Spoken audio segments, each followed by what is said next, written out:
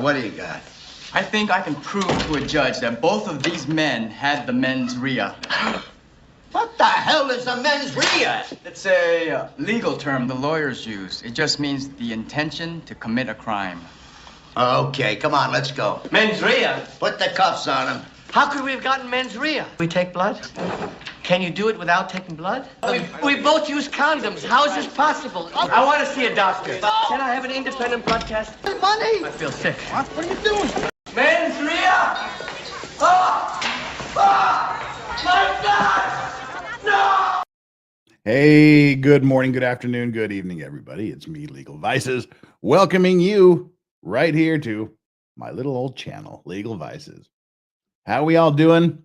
For me, I'm doing great. It was another vacation day today. It's the end of the Lunar New Year holiday here in Korea, so back to work 11 hours from now. So that should be fun. What's happening today? Day 2 of jury selection in the ALEX MURDAUGH trial. Legal Mindset will not be here today. He is currently on an airplane winging his way back to Korea from Singapore. But he should be here tomorrow. Day 2 of jury selection. This should be the last day of jury selection, I believe. If you were here yesterday, you notice they had 4 batches of jurors to get through. They got through 3 of them yesterday, according to what the judge was saying in the replay I listened to of the afternoon session.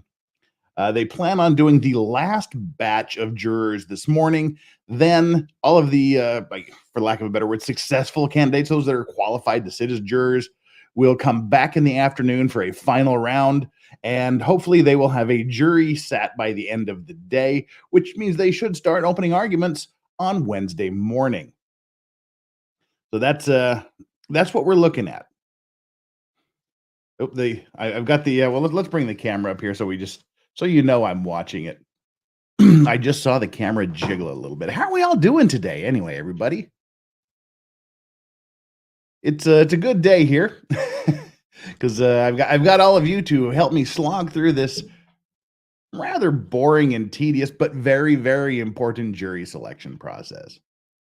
Maybe it'll be speed dating like it was yesterday. The court clerk was awfully darn excited about asking people whether they were married or single. You've got potential jurors saying they're single, but hoping to change that. You've got other potential jurors not answering whether they're single or married, and I'm divorced.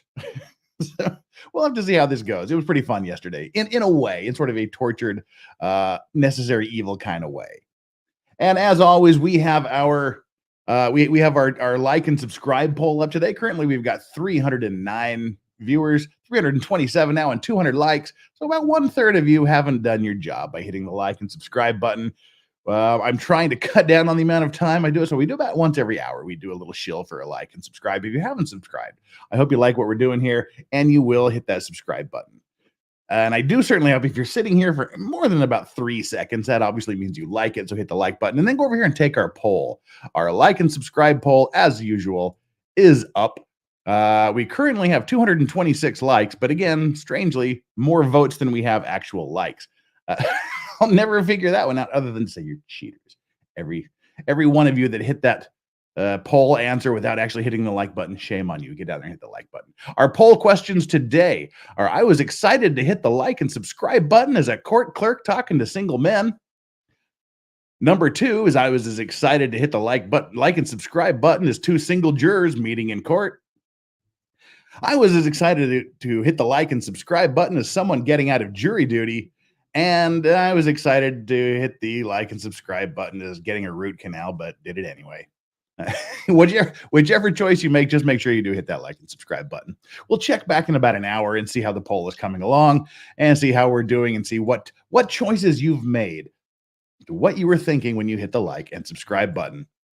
Super chats, they're not required. I know some people require super chats to to answer questions. I don't. I have no minimum super chat requirement to engage with me.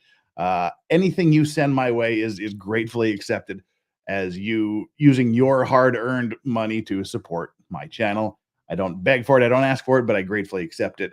What it does is it guarantees that I get it addressed. I answer your question. Whatever the issue you have is, I read it and I answer it. I try to do as much as I can with chat, but frankly, there's so many people here in chat, and chat is going so fast that I can't get to everything. But I try to hit as much of the regular chat as I can, but the super chats guarantee a response.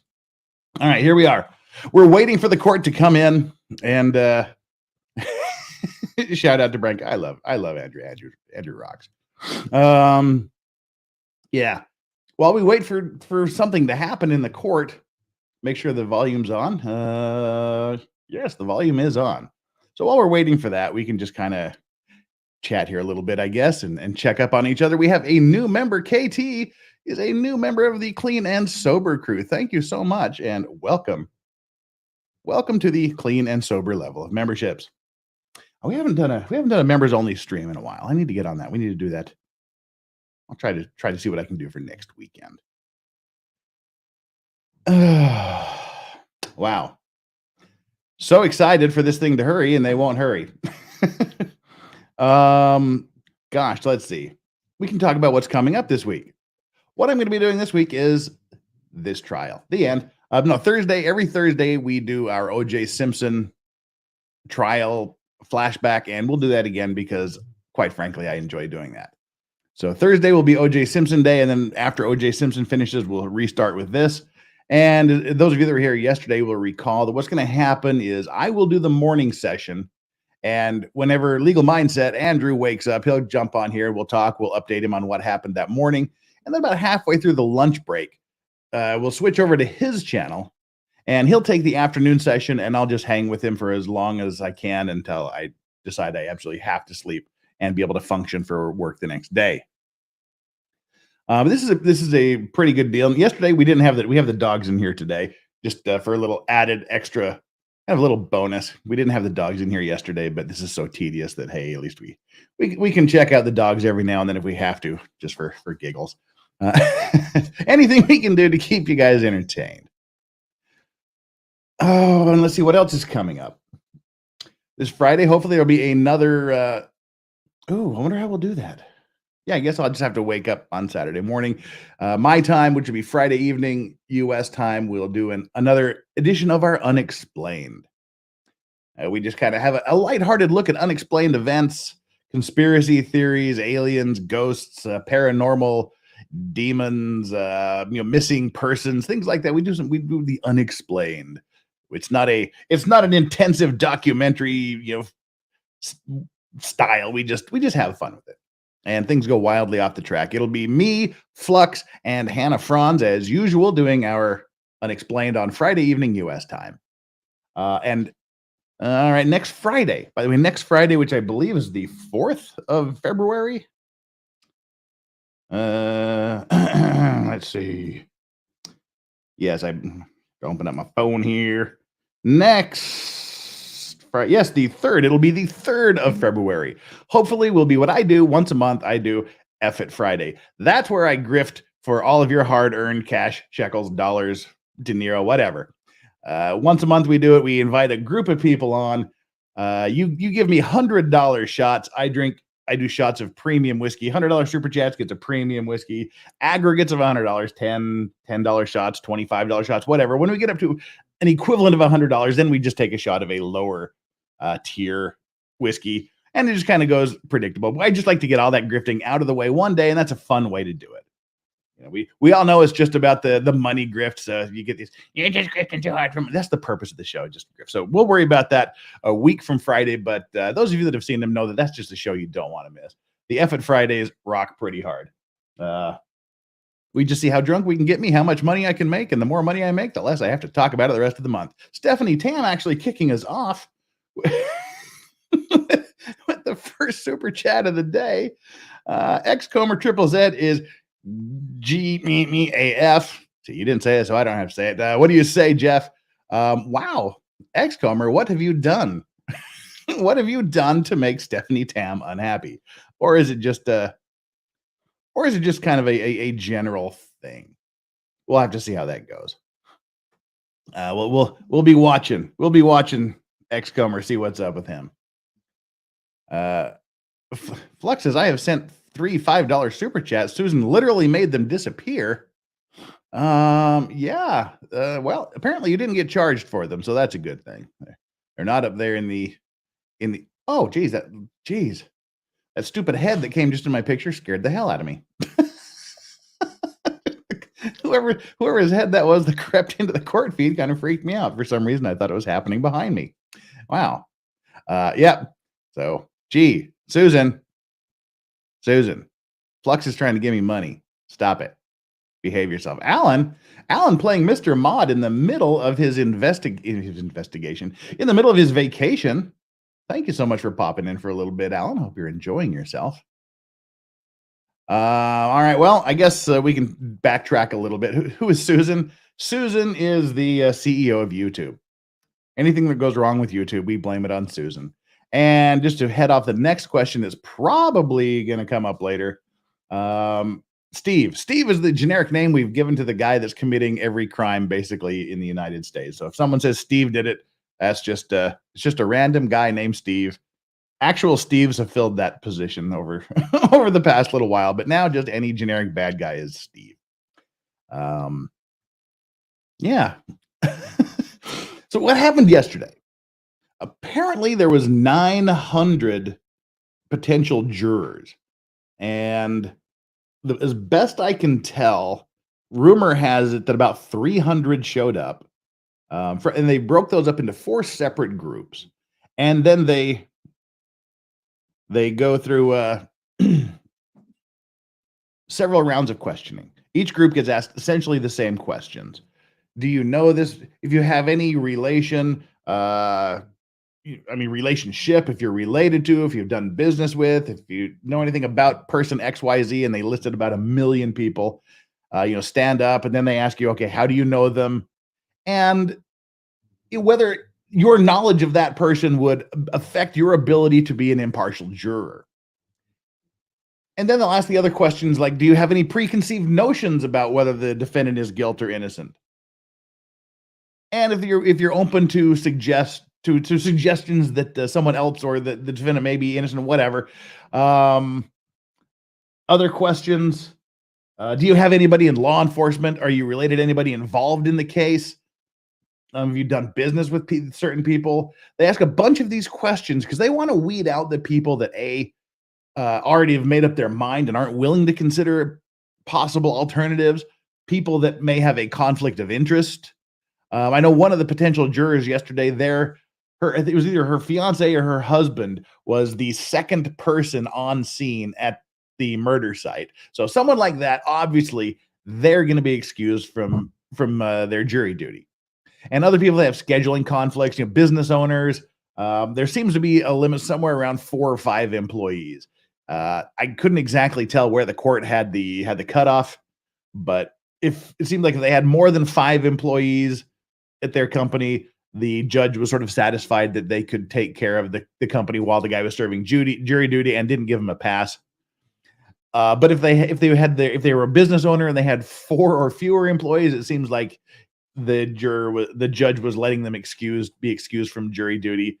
And the people with scheduling conflicts, they were sort of forwarded to another jury pool for another trial to keep them in there. So that's kind of what happened. Hey, and Flux seems to be able to throw piles of cash at me again. Thank you so much, Flux. $5. Susan is a bench. Yes, we know what you meant. Thank you. And thank you, Susan, for allowing Flux to do that. Oh dear, this is so exciting. Let's look at this here and see if anybody knows when the actual questioning is going to start.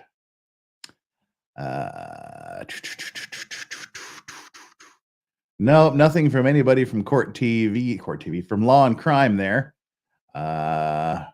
Subscribing down the yeah, blah blah blah. All right, we got some movement there in the bottom right hand corner of the camera.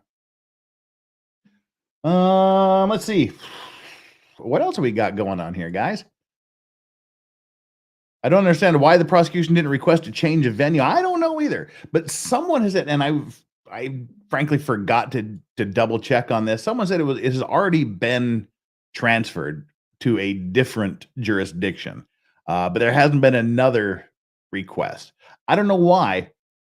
The guys have owned the county, basically, it sounds like, for the last 102 years. defendant, his father, his grandfather, and great-grandfather were prosecutors in the town for the last 102 years. They even had to take a picture of his grandfather off of the courtroom wall so as not to prejudice the jurors. So it looks like we're ready to start with the questioning here. Super. Oh, Alan dropping the cash. 50 Australian dollars. Thank you so much for that generous thing there. I hope you're having lots of cocktails and you're enjoying your vacation, because I have a lovely cocktail here called an El Presidente, which is an amazing mix of dark rum, Cointreau. What else we got in here? Good morning. Bitters. Welcome, ladies Lots and of good gentlemen. You are here for jury selection. Vermouth. A jury qualification, that is, in the case of the state versus Richard Alexander Murdaugh. I am Clifton Newman. I am the presiding judge. The clerk of court here, Miss Becky Hill, accompanied by a number of her colleagues and associates. I would love some Max Murrah bitters. Qualifications. The first part of jury qualification. Oh, and let me know how the audio balance is. I haven't touched it since yesterday, but things could change. In a few minutes, in which you'll be placed under oath to give complete and truthful responses to all questions you're asked and to provide truthful information.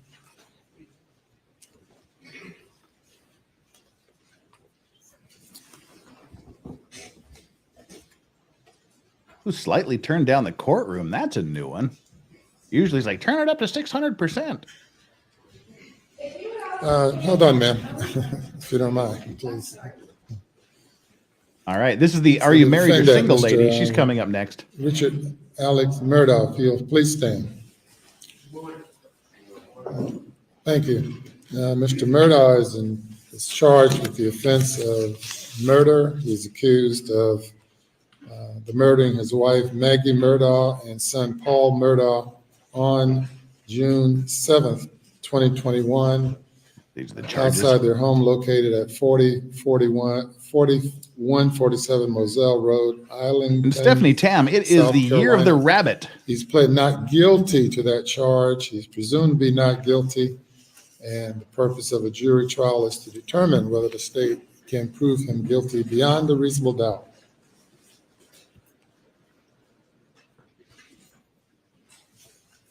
We'll proceed now with the administration of the oath and the roll call of those of you who are here. You would stand and raise your right hand, please. All right, this is the lady that gets to ask everybody if they're married or single and what their job is, and lets all the jurors take notes about who their potential matches are. To truthfully answer all questions asked you by this court, so help you God. Now, see, they've just been sworn in to tell the truth. So, like, if you come in and say, "Oh, I'm a racist," and to get out of jury duty, and someone can prove that you are, in fact, not a racist, then you could be charged with perjury. So, jurors are under an obligation to tell the truth while they're answering jury questions.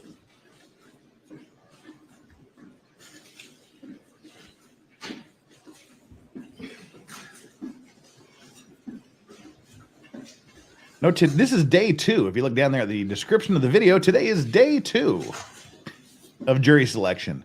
They're going to do this last big group, and then they're going to bring the ones that passed the individual 4 groups in the afternoon to finalize it. So when I call your number, if you will stand and give me this information.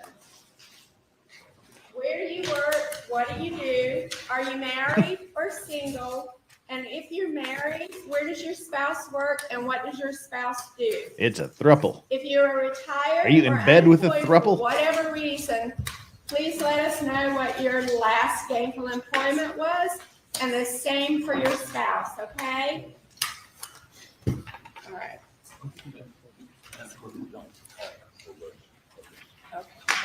Well, it's Murdaugh, and the court is pronouncing it Murdaugh, and everybody else is pronouncing it Murdaugh. Thank you. So I go with him and the judge. Murdaugh, not Murdoch. That's how I'm pronouncing it. Rick Nikita, how do you prove that someone isn't a racist? I don't know. I'm just saying, you know.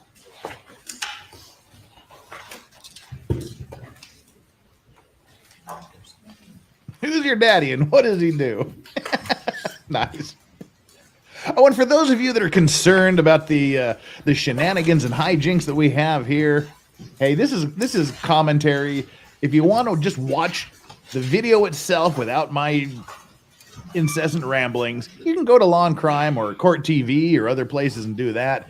If you want a more serious, don't tell jokes, just listen. Emily D. Baker is over there doing her thing. And Kurt, Uncivil Law, if you want the more legal insight into what's going on, Kurt's a great choice. But if you like shenanigans, that's here. Number is on your badge. Okay. Juror 451. I work at Tree Service. Thank you, sir. Number 455. I work for Berlin Restaurant Supply and Land Controller. I am married. My wife is currently unemployed. Whoops. She last worked for Moffett Insurance. Thank you, sir. Speak louder, Number people. 459. I work for Superior Services as the electrical and plumbing coordinator. I am married and my husband works at Superior Services as an HVAC. Thank you, ma'am. Well, that's Number three. That's 0 for 460. 3. I bought a mechanic to my trust. My wife was a mental health therapist, married. She's out of the way, and he said a good question. He's married. His wife's a mental health Thank you, therapist. sir. Don't know what he does. Number 463. I work for Southern Tire Guard as a protest associate. My wife does not work. Did your wife work prior? Thank you, sir. Number 465. I'm self-employed driving instructor. I am married. My husband is also self-employed truck driver. Thank you, ma'am. Number 470. Self-employed. I work at Wellsboro Family Practice. I'm a medical assistant. I am married. My husband works at CLN Solutions as a warehouse supervisor. Thank you, ma'am. Number 474.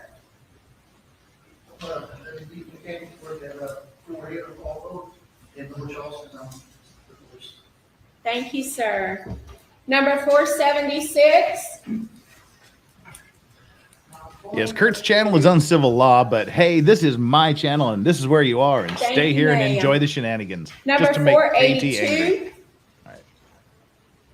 I work at the Florida Human Services as the eligibility coordinator, and my husband works with. Dang, at least I can't hear the people in the gallery, Thank the you, ma'am. jurors. Can hear her Number well. 484. I'm retired, disabled. Retired? I was self-employed carpenter, and my wife is self-employed husband. Thank you, sir. Retired Number 487. carpenter, wife, house cleaner. I work for a confidential and I'm a divorce. Thank you, ma'am. Number 495. I'm currently unemployed. I do sorts of Dell Foods, I'm a line worker. Unemployed. Thank you, sir. Number 496. I work at O'Reilly Auto Parts in Danvers, South Carolina, and I'm an assistant manager and I'm a single. Thank you, ma'am. Number 508. Number 508. Self-employed, married. Thank you, sir. Number 509. I'm a cashier at Roseville Express and I'm single. Thank you, ma'am. Number 513. Well, there's really Thank no you, way to ma'am. fix the Number gallery audio. 515. This is just everybody filling the courtroom, and they're just standing up and talking. They can hear him. They don't think we need to hear him. Thank you, sir. Number 518. I work at Cape County, I'm the manager of estimating and pre-construction services. Thank you, sir. Number 522. currently unemployed. My last job was youth director at First 15. Unemployed? My husband works at South Regional. Thank you, ma'am. Number 524. I'm employed at Boeing. I'm married, and my wife works in USC as a. Yeah, they seem to be going through the questionnaire, Thank you, like sir. some important parts of Number the questionnaire here in 528. court. I work at Rider Shop. I don't know. That's just what they're doing. Thank you, ma'am. Number 530. I work for CFA Construction as an assistant superintendent. I'm single. Thank you, sir. Number 533. Right. It just sounds like number 41. Your order is ready. I'm married, my wife is self-employed. Your wife is self-employed doing what, sir? She is in Plainfield, but she's a wish letter. Thank you, sir. Number 534. We're the Key West folks. My wife is on disability. Did she work prior to her disability? Albert Weber, she is. Thank you, sir. There you go. You just got to watch Number Strawberry build herself a 536. little nest.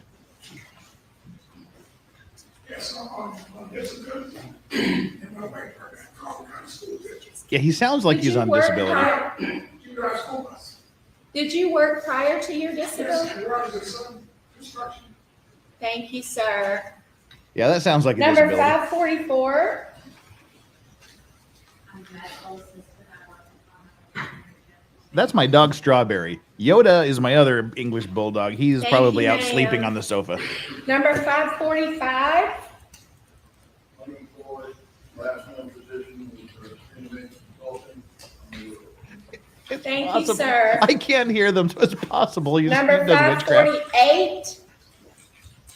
Disabled veteran or married, my wife is a housekeeping. His wife. Thank I can you, hear what their sir. wives and husbands do, but I can't Thank hear you what for they your do. service to His our wife is a country. house cleaner. Oh, he's okay. Apparently, he's Number 550. in some sort of. He's a serviceman, I guess.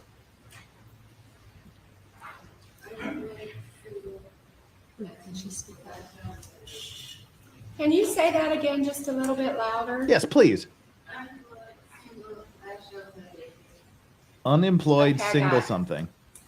Unemployed, single, last employment at a daycare. Okay. Thank Okay. you, ma'am. Well, thank you for repeating that, Miss Courthouse Clerk. Number 554.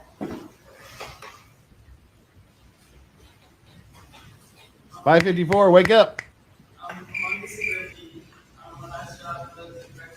Disability.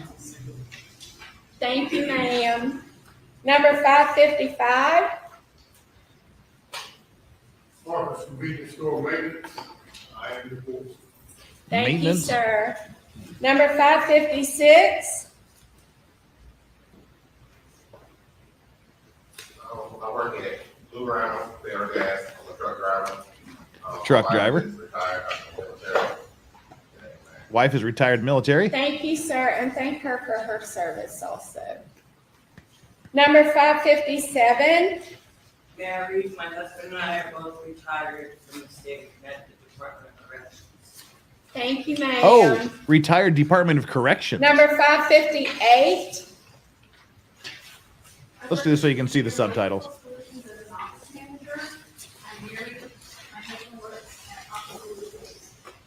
Thank you, ma'am. Number 559. I work at Golden Valley Concrete here in Walsboro, plant manager. I'm single. Thank you, sir. Number 562. Self-employed. Self-employed. And you're self-employed doing what? I don't know. I What don't kind of know. business? What? Enough customer. Thank you, sir. I don't Number know. 564. That means drug dealer, right? Work at Walton Point, park manager, married, and my wife is a dispatcher, waiting for the truck. Thank you, Oh, sir. park manager Number and his wife's a dispatcher. 567. He's going to be excused. Certainly, mixed manager, and married, what books here, business. Thank you, sir. Number 568. I'm a teacher at Bell's Elementary School in London. Teacher. My husband is a reporter for the Lakeland Times in the Knoxville, Wisconsin. Thank you, ma'am. Wolfram says law racks for Number the laughs. 571. Machine operator about to become a welder at Walker Manufacturing located here in Walsboro. I'm Commonwealth Mary. My husband is a tack welder and a painter at Walker Manufacturing as well, located in Walsboro. Thank you, ma'am. That sounds like a King of the Hill character. Number 572. I'm a full-time student. I'm married. My husband works for Morgan Corp. Thank you, ma'am. Number 573. I'm a captain and I work for a cotton family. Well, yesterday you could hear most of what they were saying. Today is just a crapshoot. We can just make it up. Thank you, sir. Number 575.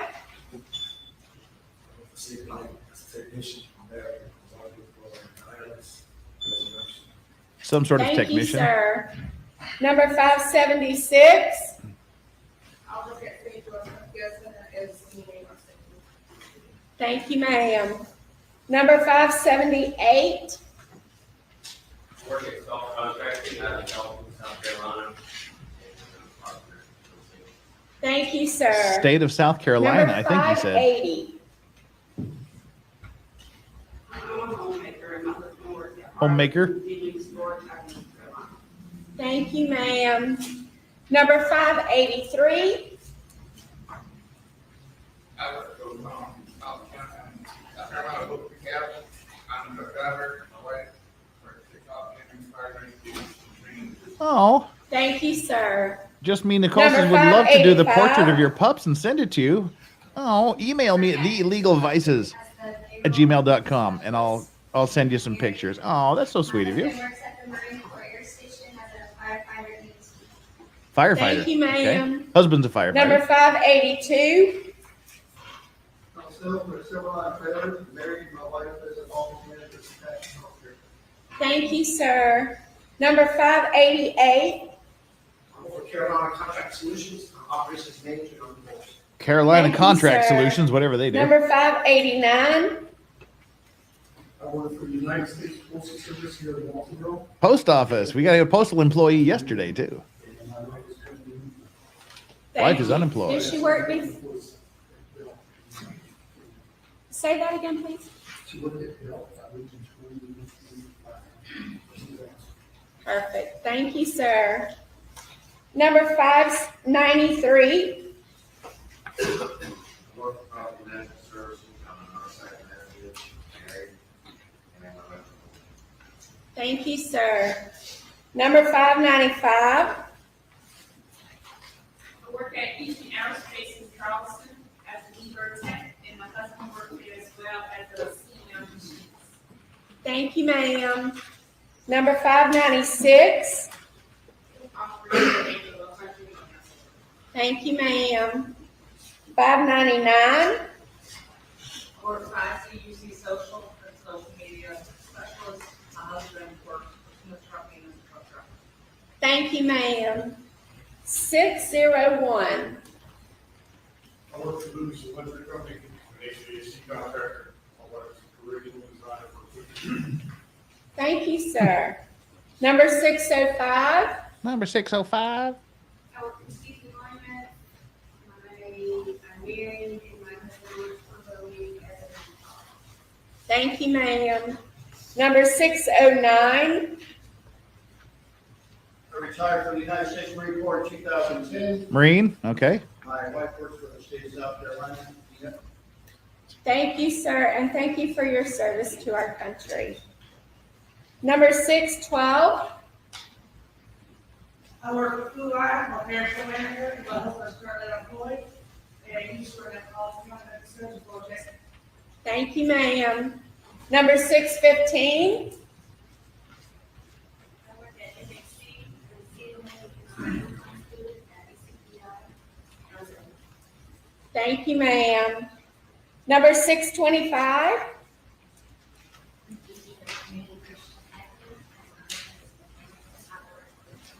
Thank you, ma'am. Number 630.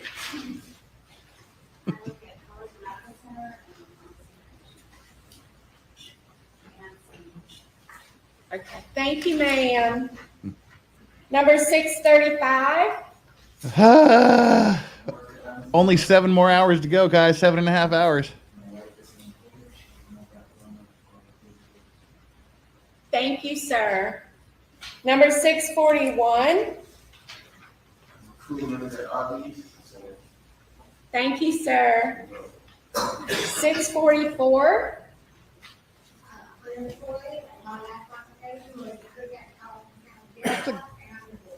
I Thank you, literally can't ma'am. hear a damn word Number they're saying. 648. It's ma'am. I'm retired, I'm saying, What did you retire from? Life. I ain't working anywhere. Thank you, sir. Number 650. I work at Somersville Medical Center, I'm a surgical first assistant. My husband works at H&H Car Care. Thank you, ma'am. This one sounds a little Number younger than yesterday. 651. On AD contractors, I do HVAC work, my wife owns on that house. Thank you, sir. Something about a contractor Number sounds like you said his wife 654. owned a meth operation, but I'm sure that can't be right.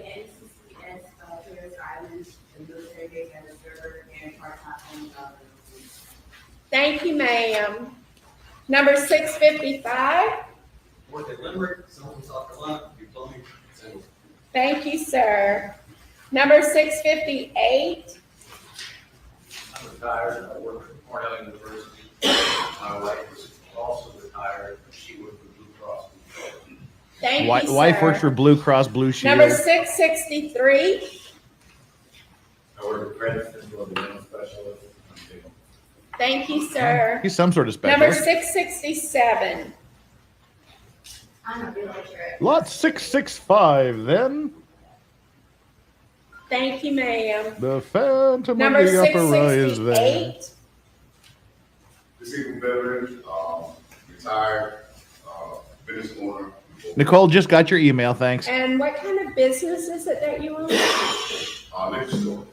Thank you. Landscaping, Hey, Juror, thank you for sneezing Thank you, sir. loudly We appreciate at the your only service when the to our only country guy also. we can hear was telling what he was doing. Number Thank you very much. 669. I work at a pizza manufacturing company as a production technician. My wife is a stay-at-home mother. We get closed captions occasionally. She's in employment right now for last employment, was taking care of the elderly at home. Traveling. Perfect. Thank you, sir. Number 670. Self-employed, HVAC for hotels and disaster. Thank you. Married with single family. Thank you, sir. You're welcome, ma'am. Number 674. I work at Walmart and Delta. You don't see it. Thank you, sir. Is there anyone whose number I did not call? If so, please stand now. Lot 665, then, ladies and gentlemen, a papier-mâché musical box in the shape of a barrel organ attached to the figure of a monkey in Persian robes playing the cymbals. This item discovered in the What's vaults your of the number? theater, still in working order, ladies Thank you, and ma'am. gentlemen. Is there anyone else whose name I did not call? Please stand. I mean number, not name. All right. Thank you guys so much again for being here. We couldn't do it without you. All right. Ladies and gentlemen, I have some additional questions to ask to determine your qualifications to serve. Okay. Is I got 6 super any chats. member to of get the through jury here. panel not a citizen of the United States? If you're not a Get U.S. out. citizen, please stand. Get out of here, foreigners. If you're not a citizen and resident of Colleton County, please stand. If you do not live in Colleton County. If you cannot read, write, speak, or understand the English language, please stand. Well, how would they know to stand if they can't understand the English If you language? have less than a sixth grade education or its equivalent, please stand. What? You want someone with at least a 6th grade education? Is it that hard to find? At least they have standards. If you have any physical or mental problems that you think would prevent you from serving on jury duty, if you do, please stand. If you have any Real physical juror, or please mental stand problems up. that you Please stand think up. would prevent you from serving on the jury. Oh, there you go. KMC Cheesehead picked up number the of people Phantom of the Opera indicated that they reference. were on disability or disabled. If any juror is unable to serve on jury duty because of any disability, please stand. What if they have a disability and they can't stand up? Then how are they going to stand up because they have a disability? Come on, Judge. Literally, that's what the guy's doing. Hey, my back hurts and they can't stand up. Oh, no. So do you believe you're able to serve or not serve? All right. And your juror number, sir? It just literally happened.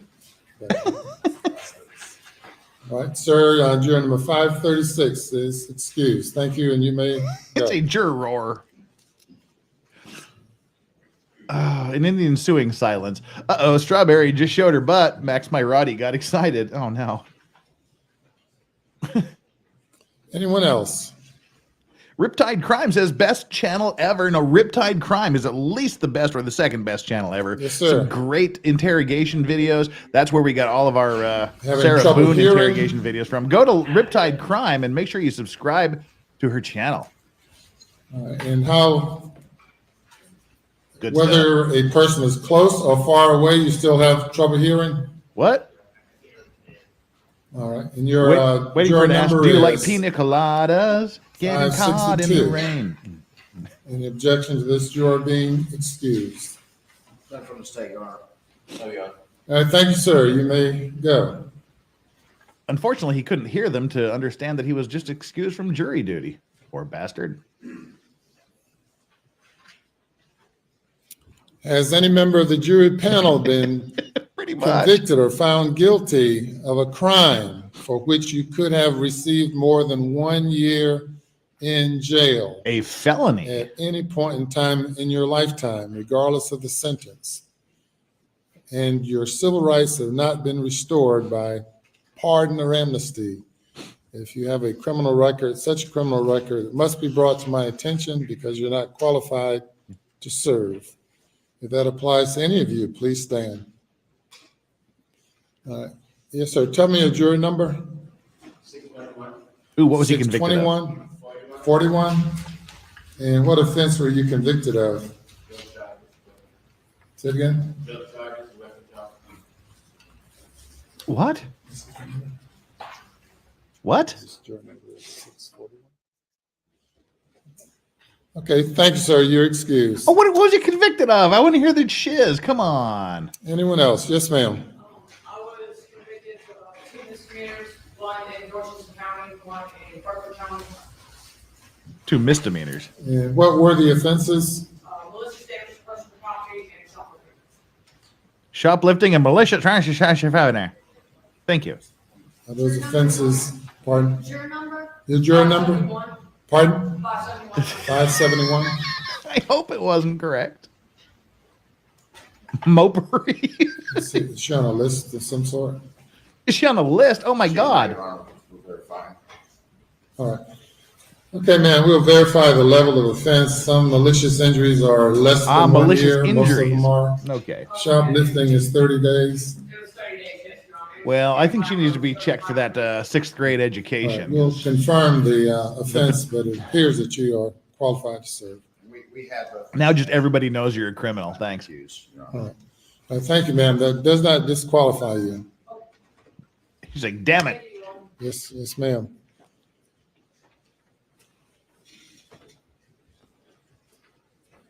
Well, she didn't even Is have any to shout member out of her the jury crime. She's panel, a just stupid. clerk, a deputy clerk, a constable, a commissioned law enforcement officer, a county officer, or employed within the walls of any courthouse? If so, please stand. Why am I looking at David Bowie's owl? If you have previously served on jury duty in the circuit court within the That's a good past one. calendar year of 2022 or 2023, if so, please Yeah. stand. Yeah, they're not showing the video of the You lawyers or served the as a- judge yes, or sir. anybody, just audio today. 4, 5, 6 months ago, right in here. All right, tell us your juror number. 559. 559.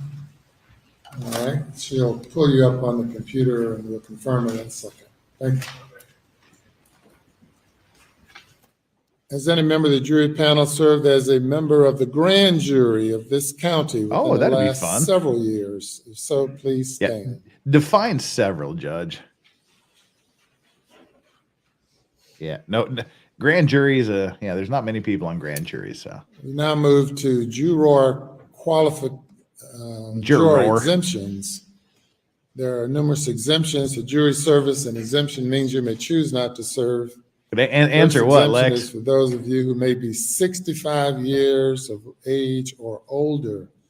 And Okay, well, who wishes to be exempted. they get a If pool you're of jurors. 65 They years of weed age out the or ones that older aren't and you would like qualified to or be have reasons excused, not to be please there. stand. Then the defense and the prosecution are each given Another a certain exemption number of concerns just, we don't prior want this jury person on the service. jury No person is strikes. required to serve more often And than then once you every can go through and try to 3 get people calendar years. kicked off So if for you have cause, served for within the certain last reasons. 3 calendar years, And then whoever's left, they here just go down the in this line, 1, 2, court, 3, 4, 5, 6, 7, 8, 9, circuit 10, 11, court, 12. and you wish to be exempted, please They're trying to stand. get 18 jurors, 12 sir. regular Juror number? jurors, and 6 alternates. One more time. 451. Yes, sir. When did you serve? Yeah, they said their jobs, but we didn't hear them. You're what? And it occurred like this. All right. Oh, cool. We'll confirm that and get back to you in a moment. Over the top rope. If you Battle served Royal. as a member of the grand jury of this county within the last 5 years and you wish to be exempted, please stand. 5 Next years, wow. exemption deals with those of you who may have small children under the age of 7 and no one to care for them while serving on jury duty. And you therefore would like to be exempted. Remind me not to from break the service law. based Horrifying to on think an small unemployed, disabled daycare children or veteran small would be child deciding my fate. under the age of 7. If Sergeant. that applies to any of you, please stand. And tell me a juror number, please. 459. And what is your situation? My daughter goes to school about an hour away where I work. My husband works very late at night on call. I have nobody else to get her. And your child's age is? 2. Thank you, you are exempted. Out of here. Yes, Go home. ma'am. We're at 496, and I work in Bangor County. My daughter goes to Bangor. This is And what in her- Colleton what is her County. age? Colleton County. That qualifies you for an exemption. Thank you very much, and you are exempted. Thank you, said 496. Oh, yeah, you don't want to do that. Anyone else? Yes, ma'am.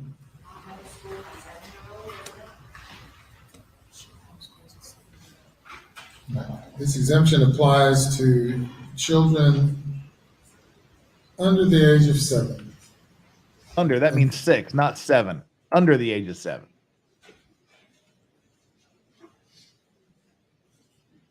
Ah, the sweet sounds of The seven. next exemption deals with those of you who may be attending school or working in some capacity with a school.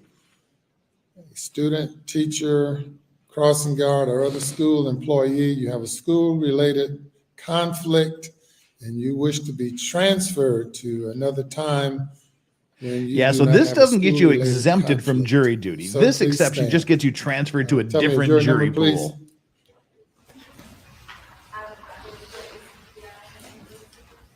All right, I see 6:15, I got that. All right, and when will you be available to serve? When will you be available to serve? In the summer? Okay, we'll transfer you to a summer month, number 6:15. Never. Thank I don't you. ever want to be on the jury. I attend Sunday school. Does Yes. that count? Yeah, sorry. That's only on the weekends when court's not in 5:13, session. yes. All right, we'll transfer 5:13 to a summer month. Thank you. Yes, ma'am.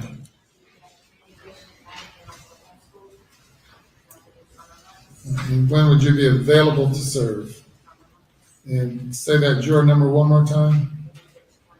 Flux, $2 super chat says 625. Jeff, make him say juror right. What Transferred. to Juror? sworn. That ain't right. Thank He's a juror. We need to get Joe on here to go "Rrrr," so we can call him a juror. If you're employed at the Department of Corrections and you Sorry, would that like was to be lame. exempted, I'm ashamed of please myself. stand. If you perform services for a business, commercial, or agricultural enterprise, and the services that you perform are so essential to the operation of the business Okay, this is or like, enterprise that it would have to close or stop Yeah. functioning if you were required does to it be have to here. function? you Will would your have to company be stop exempted. functioning if you're on the jury? If so, please stand. Yes, sir. Juror number? 455. Yes, sir. I work for a very small company. Michelle, maybe you can provide the roar for us then. We pay payroll taxes, we pay sales taxes, file taxes, perform all of the benefits transactions, and there's no one else paying. And you said a small company. How small is that company? Third, less than 30 employees, Less than 3 employees? less than 30. That does not qualify under this exemption. Oh, interesting. Less than Yes, sir. okay. Now, Michelle, send me an audio file of you roaring, and every time he says Juror, we'll play your audio file of you roaring. At all locations around the clock. You're employed by, that does not qualify for this exemption. Wow. Yes, 465. yes. My instructor, I am the only instructor in the driving school, so I'm not there, there's What driving school is that? 555 school here in Mosboro. Is that your driving school? Yes, sir. She has a driving skill. 465? Yes, sir. You're exempt under the statute. You make a. Wow. She has a driving skill that nobody else can If do? you're the primary caretaker of someone who is elderly or incapacitated, and you would like to be exempted to care for someone who is elderly or incapacitated, if so, please stand. Legendary Racing. Susan is being a see you next Tuesday, deleting my chat, making my $5 chat $2. Well, Ladies Susan and just knows gentlemen, you're a that poor. concludes the statutory list kidding. of qualifications and exemptions for jury service.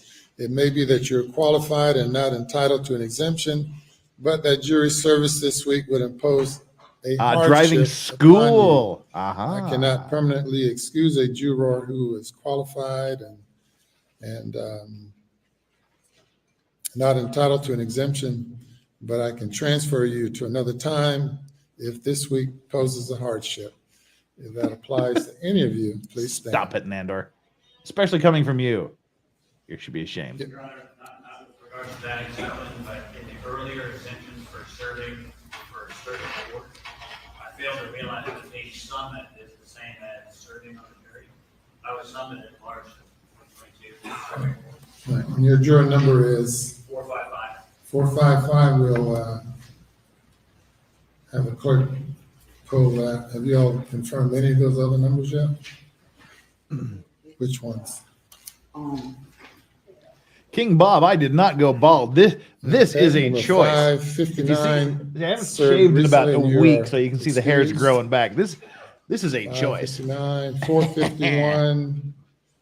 This is a served lifestyle recently, choice. And you're excused as well. Thank you. From riding motorcycles for 35 years and 455, not wanting to sir. worry about helmet hair. Yes, sir. You've served recently and you may go.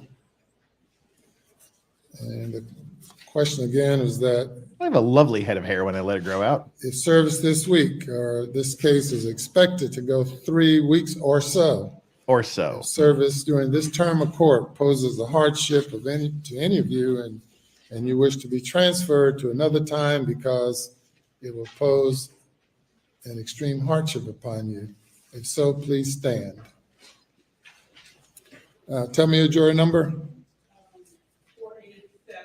487. Tell me about it. I am about to start a new position on the 6th of February. And when would you want to come back? It's a whole year round job, it's not like a Yeah, I understand. year's time. So yes, Well, Yeah, everyone, most of the folks out there are are employed, so that's not the issue. This week I have a goes to job, extreme so I hardship can't be on the fund. jury. When will Yeah. you be available to return for jury duty? During the summer month?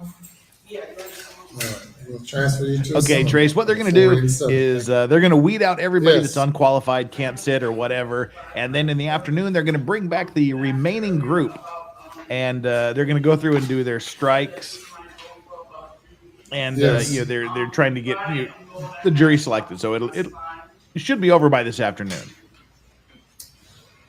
All right, and you'd like to be transferred to another time? Yes, sir. All right. And this is the fourth group. Everybody that passed from the first three groups, plus those that passed from this group, are going to come back in the afternoon. Then they'll ask some more specific questions, weed out more jurors, and then take 18 to serve as the 12 jurors plus 6 alternates. Number 576. Tell me about Opening it again. statements should start tomorrow morning if everything about goes it? according to schedule.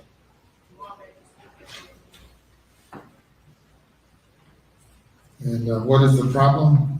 I would give time All right, economic.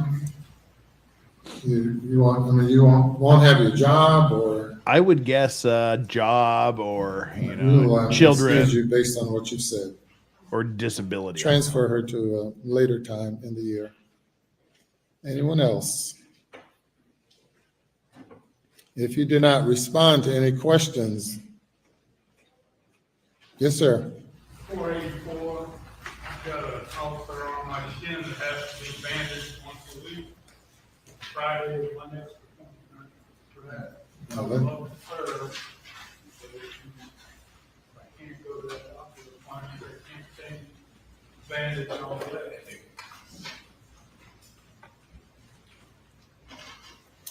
You wish to be transferred or reschedule your appointment?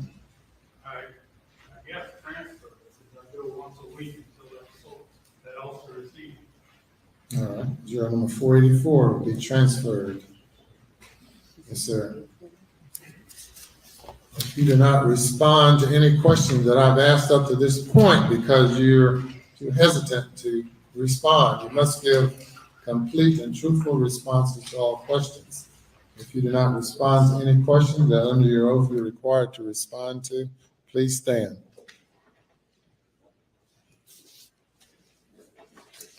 All right, ladies and gentlemen, we'll move now to questions more specific to this case.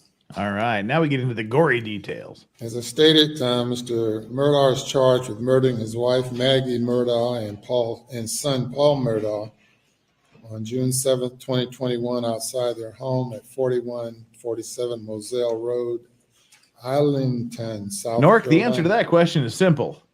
I made the thumbnail. Has any member of the jury panel read, heard, or know anything about this case or about Mr. Murdaugh? If so, please stand. Everybody's got to have heard about this. I can't imagine anyone in South Carolina And I would hasn't like heard of you this case. to give me your juror number only, and then you may be seated. Starting here, the lady in black. And remove your mask so we can hear you. All right, thank you.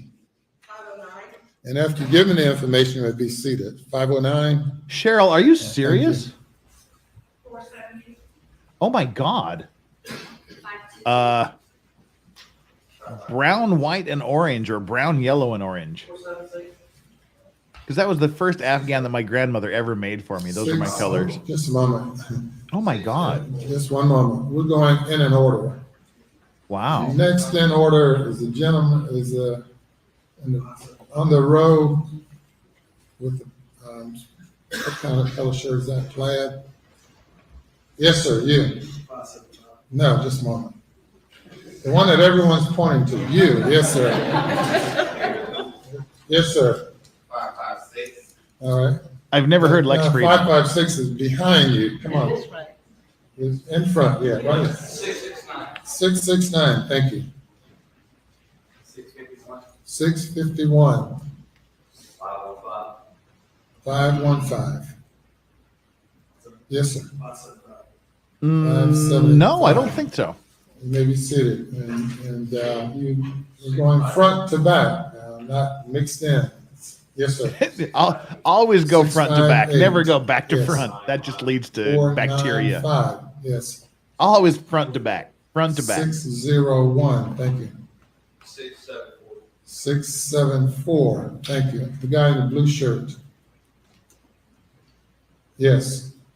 Yes. Just a moment. The guy in the blue shirt with the mask. If you pull the mask down. 556. 556. Thank you. Yes, sir. 668. 668. Thank you. Thank you, James. 609. 568. 568. 557. 557. 471. 471. 655. 655. 548. Well, hey, I'm a fake intellectual too, so hey, you know, come on. 508. And on this side from the 588. 588. Well, so yeah, sure. If a sovereign citizen came in and said, "I don't acknowledge this court's authority," then they shouldn't have shown up. But by showing up, they're inherently acknowledging the court's authority. 571. 650. 650. 545. IWD says a guy who works for me tried to get out of jury duty on a high-profile homicide case by launching into an insanely based anti-black rant in his prominent Zimbabwean accent. Kind of got in trouble. Okay. 593. Yeah, that probably wouldn't work. 583. Oh, and Laney, today marked 2-year anniversary of my dad's passing. 524. Thank you to you and your chat making my day easier. Well, 528. 5. Laney, cheers to you. Cheers to your father. May you only have good memories. 5. Bless you. 5, Always 6, keep him 7. in mind. Always know he's there watching over you, looking at you. 6, 6, He's proud of 7. what you're doing and who you've become. 558. Cheers.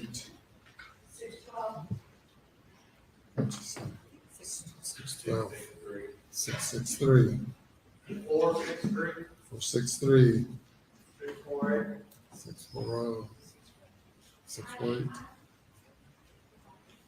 585. 630.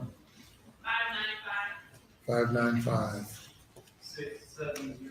670. Now, see, since my brother said he didn't believe in the judicial system was immediately released, they're not releasing you because that's a grounds for releasing you. They're releasing you because they know you don't want to be there and you're being a dick, so they let you go.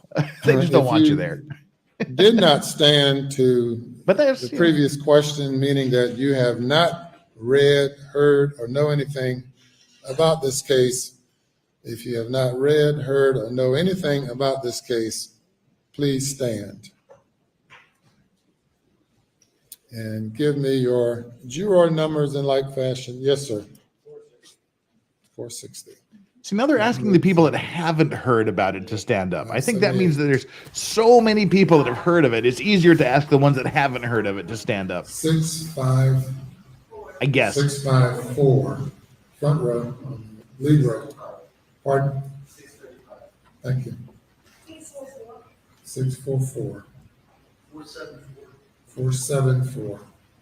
572. 572. 534. Thanks, Bob, for that insightful comment. 550. All right. Thank you. Well, so there's like 8 people that haven't heard about this case. Now I need to Hey, know the porn box, source of the information that you have received concerning this case. For those of you who have indicated that you've either read, heard, or know something about this case, I need to know the source of the information that you've received. Now, everybody yesterday was saying Either through a Facebook, news internet, article, and podcasts. Podcast, TV show, TV, radio, personal conversations with other people. I need to know the source of your information. Starting again on this side, for those of you who know or have heard something about the case, if you can all stand again on this side first. And tell me the source Isn't he rid- of your information. Dave's not here, starting man. From the rows and then going back. Yes, ma'am. All right, tell me your juror numbers and then that information. 580. All right, thank you. 509, Facebook, local news, television, radios, personal conversations. All right, thank you. Everywhere, basically. Yes, ma'am. 470, social media, news, office calls. All right, thank you. Yes, sir, in the black. All 175, right, thank you. And behind him, 658, internet news stories. Internet. all right, thank you. 515, just talk to people that live. Happy birthday, Polar Bear. Thank you. 651, talk to people like Facebook that run. All right, thank you. 669, my wife. All right, thank you. This man in the gold. 522, national news, that's going to listen to the podcast. Podcast, national news. And Apple News on home. All right, thank you. Yes, sir. 556, local news. Thank you. 476, Facebook, talking to people, local news. I've got a couple of Cheech and Chong vinyls in my my storage unit back in the States. It is. 601, Post and Courier. My wife used to teach Wayne in high school. Kids news. All right, thank you. Got this one. Got Born in East LA. Friends and family, And a few others. listen to the news, social media, articles. All right, thank you. This man in black. 471, internet, The mountain people. Okay, 557, and the local news. thank you. 568, New York City. 609, local television from Charleston. News. 668, local news, Falcon and Friends. Oh. All right, thank you. Local news. He said his number was 669, like 69. And your number Apparently as that well? made people laugh. I don't know. Thank you. 548, local news. Because they're children. 508, all of the above. Keep my children in the We'll family. move to this side. If you all stand and provide the same information, starting in the gym. 588. Yeah, we should read the closed captions after a while when it gets tedious. 595, pretty much every news outlet, YouTube, podcast. I live in the area, I'm talking to locals. All right, thank you. 573, podcast, word of mouth. All right, thank you. Yes, ma'am. No, I don't have that one. Rumors and news article and documentary.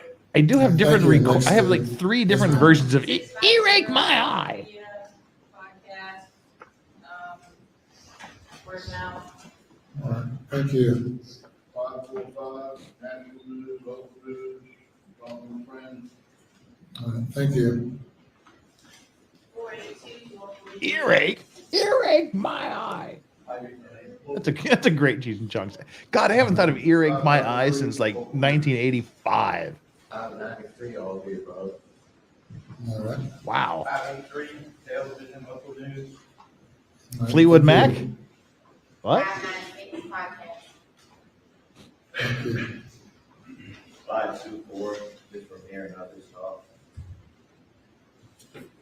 528, local news, social media, and Yeah, so like if someone's killed in your neighborhood, just turn off the news, stop reading the newspaper, don't look at the internet because you might be called for a juror one day. 564, local news, social media, word of mouth. 599, social media and family. 567, 555. Days like Labrador. 667, local news, national news, newspaper, internet. I didn't know your name was Alex. 558, local news, social media, talking to people. 612, local news and I read Alex Murdaugh is guilty on a t-shirt. Hey, I didn't know your name was Alex. And 463. And then she started going like a motorboat. Sorry, Cheech and Chong references here. 648, Anyway, sorry. 585, social media, local news, and personal conversations. 630, news and social media. 595, local news, national news. It's like Facebook, FUBU. Internet. CCBCC. Yeah. 530, internet conversation. 518, National Public Radio News, Wall Street Journal. 518, local newspaper, social media, and gossip. Nice. Nice Fifi blast. Right, for those of you who have heard, read, or stated others, or have talked with others about it, have you formed an opinion as to the guilt or innocence of the defendant regarding the murder charges? If you have formed an opinion as to guilt or innocence of the defendant, please stand. What would it take for me to move back to the States? Retirement, basically. We'll take the juror numbers of those of you who have formed an opinion as to the guilt or the innocence of the defendant. 580. Oh, sorry, I read that already. Lena, you rock. 515.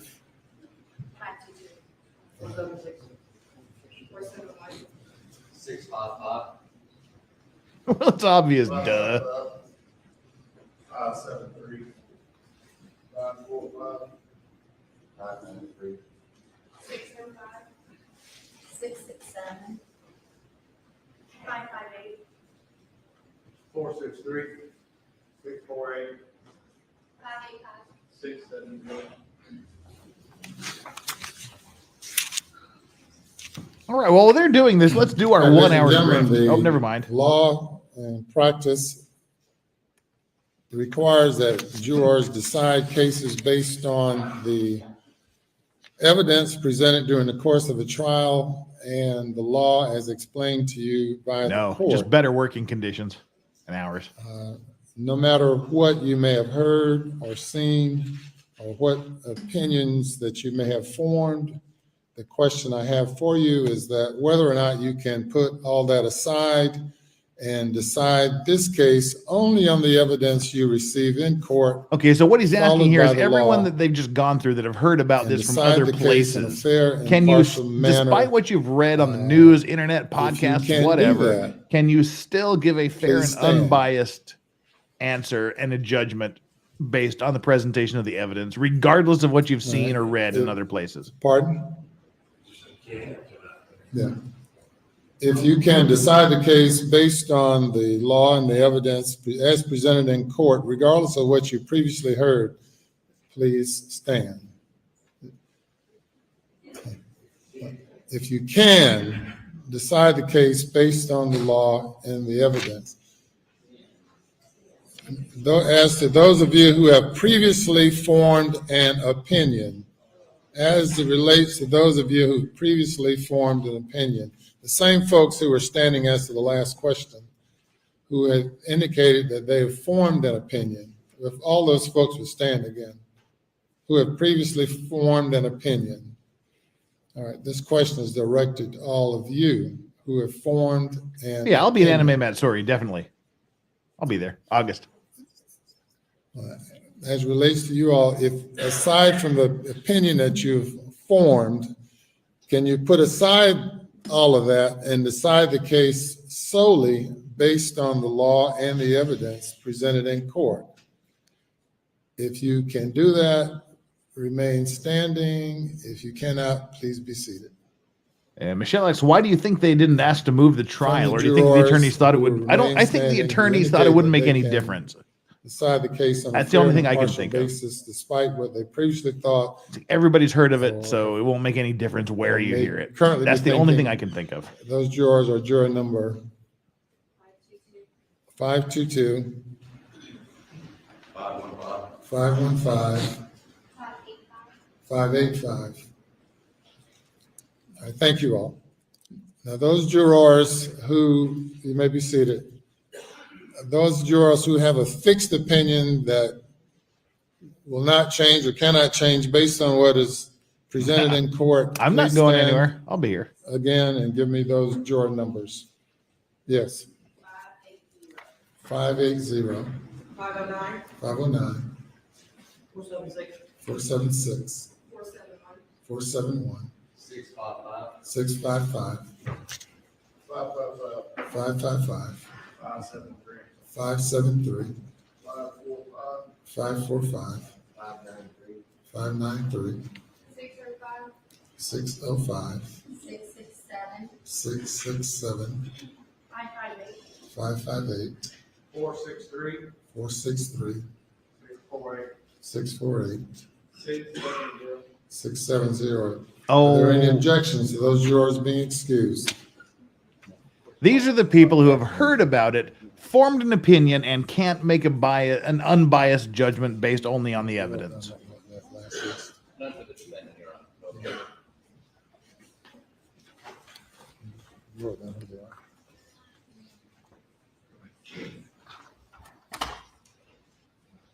Hunch the Dirty Roofer. Hey, long time no see, brother. How's it going?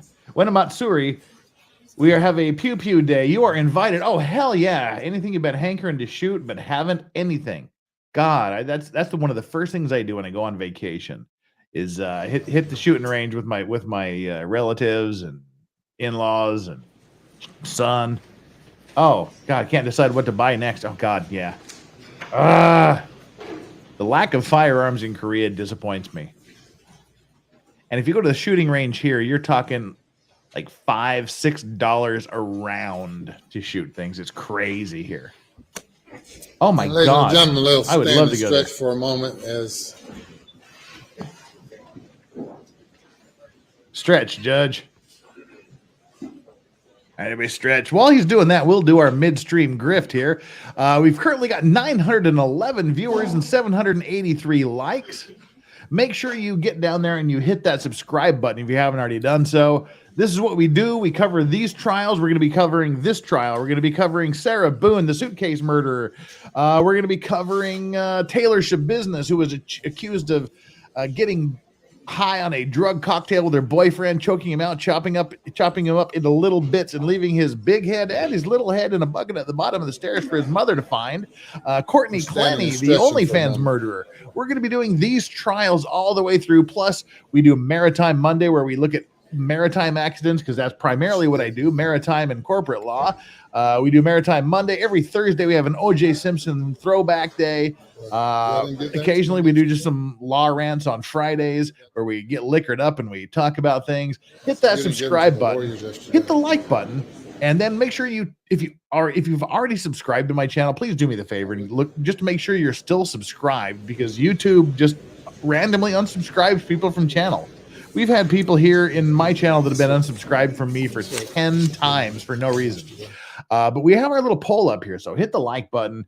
Make sure you're subscribed, and then take our poll. Our poll today, let's see how we're doing. 18%, 13% of you said, I was as excited to hit the like and subscribe button as getting a root canal, but I did it anyway. 18% of you said, I was as excited to hit the like and subscribe button like two single jurors meeting in court.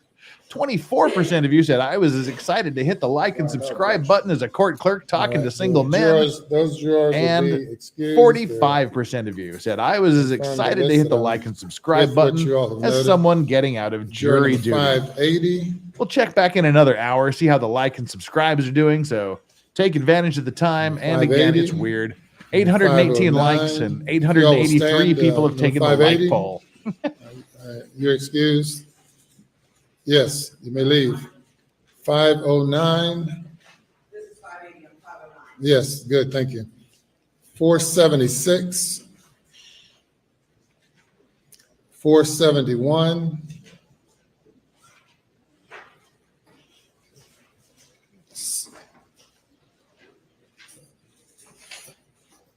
Let's see, two folks, just a moment. What is your number? 571. And you're 476? You said 471? I said 476. Well, it's true. And 471. Oh, I missed 5. I apologize. 471. 6:55, 5:55, This is seriously like the world's worst game of bingo. 5:73, 5:45, 5:93,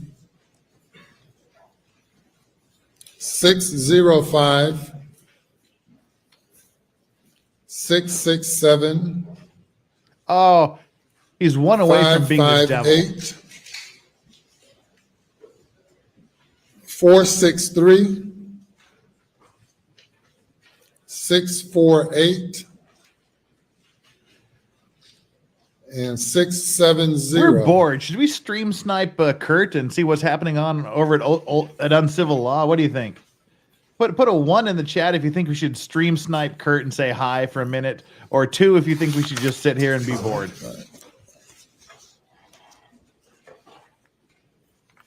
The next question: were you or any family member of yours or significant other related by blood or marriage or social acquaintance with the victims Margaret Maggie Murdaugh and Paul Murdaugh?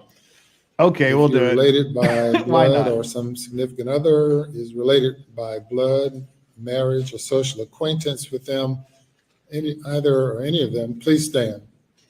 All right, now here's where we go through this long Tell list me of your people. Do you know? Are you your related to number. these people? Are you acquainted to them? Do you have business with them, et cetera, et cetera? This list is Your interminable. acquaintance.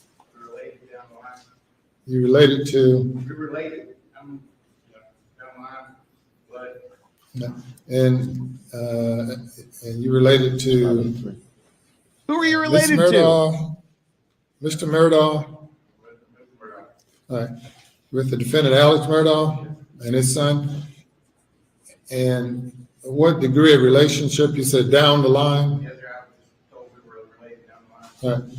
And would that affect your ability to be fair and impartial? Sir? Yes, sir. It would. And your juror number is 583. Any objection to him being excused? None from the state, Your Honor.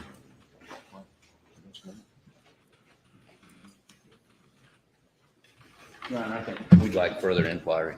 All right, if you stay with us for a bit, Mr. 583. Yes, sir. 582, we're about 7 or 8 cousins to Mr. Alex Murdaugh. And would that affect your ability to be fair and impartial? All right, thank you. Yes, ma'am. 585, and I'm married into the family, and I just. Oh, they're married into the family. And would that fact affect your ability to be fair and impartial? No. Thank you. If you are personally acquainted with Mr.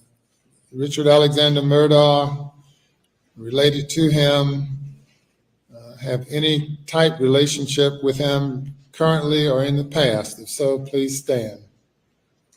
Now let's go over and say hi to Kurt here for just a quick second. Hang on. Let's say howdy to Kurt. Let me send him a super chat real quick here so that he's good to go with us here. Hang on. I'm going to send him a super chat here real quick.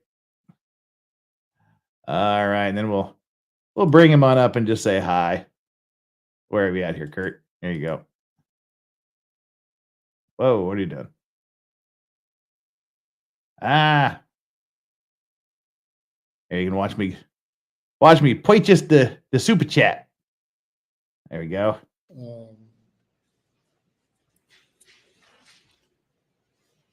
Now moving Legal Vices is rating. step backwards. Thanks, guys. Hi, to Kurt. the We're trying lawyers to stay involved. entertained. Both We are sides stream represented by sniping you for a counsel, and bit. would like for them Love to ya, introduce brother. themselves. Awesome. Well, thank you, Legal Vices, for donating the 10,000, I guess that's won, from Korea.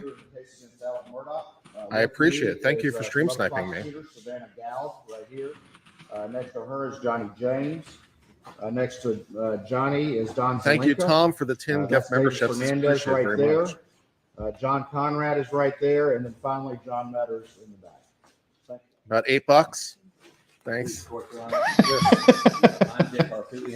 Oh, we love you, Kurt. You're a good man. Representing Mr. Murdaugh. This is Jim Griffin, who has done practice. You're welcome also to join my own stream. I know that you're streaming too, but, just for the sake of mentioning it. Yeah. Well, you're invited on my stream too. Capture my stream and rebroadcast it or something. I don't know. All right. Let's get back to our own stream here. If you've ever been represented by any of the lawyers or sued by any of the lawyers involved, or if you have any acquaintance with any of the lawyers involved or any members of their respective Thank you. Legal Vices is very kind of you. Or agencies. At the moment, I'm trying to figure out how I messed up my own if and then that, because I was trying to fix a problem and now I've fixed it so that it's not working at all. Oops. I'm trying to figure out how I broke it. Kurt broke something. That's what I'm trying to figure out right now. Also, for those who might be watching from Legal Vices, I am contemplating going down there in person and streaming from the courthouse lawn. Oh, that'd be fun for Kurt to go down there. The courthouse itself, because obviously I can't stream from inside the courtroom, but I can stream from their lawn. And so I'm contemplating doing that. So it'd be exactly the same stream that you have now, except with the added background of the frivolities of the courthouse. Yes, sir. And the food trucks and the elephant ears and such. So we're contemplating that possibility. Thank you. And would that affect your ability to be fair and impartial? I could also stream snipe Legal Vices. That'd be very, very meta. Yes. Inception. All right. You or any member of your we're going to get back here to our own stuff here. Employed with, I think or ever been all right, let's do this here. I'm so confused right now. Kurt's talking about stream sniping me, so now we're getting like some Inception level stuff going on here. All right, there we go. Oh my God. He's a current employee, and what type of work does he do? So now we're getting stream sniping is what we just did. I visited Kurt and brought up his stream while we're watching Kurt stream while streaming on my own thing, and Kurt was talking about sniping my stream, and that would get into like some serious Inception level stuff here if he started stream sniping me. For the but yeah, Colleton County Sheriff's Department. That was just a little bit of fun. Oh, you have missed nothing. Nothing. Yes. Yes, the black guy was the judge. The guy with the robe, that's usually the judge. Your husband's uncle, the same uncle or another uncle? Okay. All right. Yeah. All right. All right. Thank you. Oh, dear. And ma'am, would that affect your ability to be fair and impartial? Hi, Kurt. Kurt is stream sniping us now. To be fair and impartial. Any objection to this juror being excused? Oh, we're into like some Inception level bullshit now. Further with you, ma'am. Are you or any member of your immediate family or significant others employed with or have ever been employed with the law firm of Peters, Murdaugh, Parker, Ellsworth? And yesterday they were like they were listing off the names of the people in this firm, and oh my God, this list is never ending. Ever been employed by or represented by? I just love these questions. Do you know? Have you ever represented, been represented by, known, eaten lunch with, seen, talked to, heard about? 585. And tell me about it.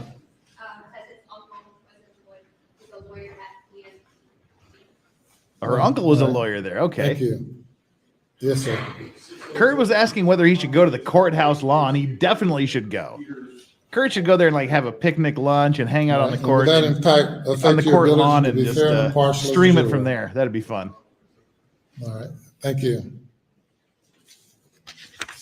If you have ever attended, I think if I brought Kurt's stream back up and we were sniping him, we would get into like some Inception level stuff, and the universe would probably implode. or any related activity hosted by the law firm Peters, Murdaugh, Parker, Ellsworth, Dietrich, or ALEX Murdaugh. Oh my God, I or think this is any yesterday member where of they his family. started listing so, like please about stand. 800 people for about 15 minutes that if you even Right, and heard of, sniffed, 16, met in a coffee 80, shop, talked right, to, and the basis to for your stand up. standing. I was local for 21 years, and over that 21 years, many times, we did a lot of stuff with guys. All right, thank you. We could hear them better yesterday. 583, I went to a Christmas party they had one year for their office. I was able to girl. There was a lot of people yesterday that were thank you. saying they went to the Anyone law else? firm's Christmas party. These must be some like bitchin' Christmas parties they're If you going have to. any personal or It's professional like randos relationship are going to the Christmas with parties. Mr. Murdaugh or his family, if so, please stand. If you have a personal or professional relationship with him now or previously. Will the real Alex Murdaugh please stand up? Please stand up. No one's Please standing. stand up. Will the real Alex Murdaugh please stand up? Ladies and gentlemen, if you have any religious belief or related or other belief that will prevent you from being a fair and impartial juror Jesus told me in he determining Swiss the cheesed guilt his or wife. innocence of the defendant, please stand. If you're prevented by any Stand and testify why religious or Jesus other told you type you beliefs cannot be a from juror. being a fair and impartial juror. No one is standing. Nobody Ladies is and gentlemen, standing, There's so. a long list of witnesses that I have to call out. Oh and, God, that was, announce. here we go. Settle down And for at like the end of the 15 process, minutes I of will need to know inane if you name reading. know any of these potential witnesses, if you have any business, personal, or any other acquaintance or relationship. Lobot says, you're not with my them. dad. You can't make me hit the like button. And if any of the witnesses are here, Do I would it like for you anyway. to stand. Daniel Green from the Okay, Colleton County Sheriff's here is the Office, long Chad list of McDowell witnesses from that they Colleton intend to County Sheriff's call. Office, If you know William any of Cody these Pruitt, people, and mind you, Sheriff's there's only like Office, 4,500 Denise people in this Brinson hometown. I Smith, think there's about 35,000 Hampton people County in the entire Dispatcher, county. Angela Stallings. Oh my Colleton God, wake County me up when this list is Dispatcher, over. Fuck. Dathan Varnado with the Sheriff's Office, with Fire and Rescue, Charlie Jones, Barry McCoy. We love you, Kurt. Thanks for Laura Kurt. Rutland with just the popped us out here. Sheriff's Office. From SLED, Melinda Worley, Thomas Darnell, Rachel Wynn, Paul Greer, Madison Willis, Julia What you talking about, Willis? Begeman, Olivia Cartwright, Rachel Noel Johnson, Christine Dadabo, Norris Lafitte. Norris the feet. Oh my God, that's the perfect out. Jesus told me he was guilty. Yeah, you can't argue with Jesus. Unless it's like some Sled, dude Jeff from El Paso. Croft, Katie McAllister, Claude C.B. Rowe, Roger Dale Davis, Michelle Shelley Smith, Michelle from SLED, Kristen Marvell. Moore, Jennifer Nates, Belinda Rast. No, seriously, Maylin this list goes on Haynes, Barbara forever. Mixon, from SLED, Sarah Zapata, This is how many witnesses they plan Sheila on Kiki calling in Wallace, this trial. Megan Fletcher, Britt Dove from SLED, from the U.S. Secret Service, Jonathan Van Houten, from the Charleston County Sheriff's Office, Paul. Oh my God, I'm thinking I need a Manicold, cigar. This is just. from SLED, Rebecca Gregg, Bobby Bancroft, Brian Dudick, Todd Schenk, Dylan Hightower from the 14th Circuit Solicitor's Office, Tom Bevel, John Bedingfield, Nathan Tootin, Nolan Tootin, Willis Chapman, Marion Proctor, Chris Wilson, Attorney Chris Wilson, Attorney Lee Koch, Attorney Mark Tinsley. Wonderful. We'll find out if there are any Pastafarians. Oh yeah, we need the Church of the Flying Spaghetti Monster Carson to represent. Bernie from the Attorney General's Random Office, fact: I Michael was one of the John early Parker, early Jan people involved in the Church of the Malinowski, Subgenius with Bob. Karen Sauls, Bob from the Eric Church of the Subgenius. Harriet, Ryan Kelly from SLED. From I was one of the Hampton original County members of the EMS, Church of the and Subgenius. Formerly of the EMS Andrew Farmer, Charles Long, Curtis Eddie Smith, Attorney Mark Ball, Attorney Ronnie Crosby, Attorney Danny Henderson, Matt Wright from SLED, custodian of records from Savannah Memorial Hospital. This trial is registered supposed to be nurse 3 from weeks. there at Savannah Memorial, Jessica Dunovan.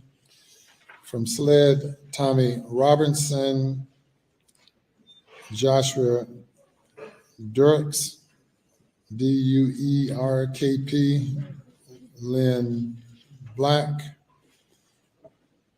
Kenneth Martin, BGA, Sidney Freeman. It's the Church of the Hunter Wilson, Subgenius. Bailey Wilson, Anthony Russell from the Sheriff's Office, Lynn Black from SLED, Blanca Turbiet Simpson, Kenny Hughes, Rogan Gibson, Will Loving, Bart Proctor, Randy Murdaugh, attorney, Jenny Seckinger,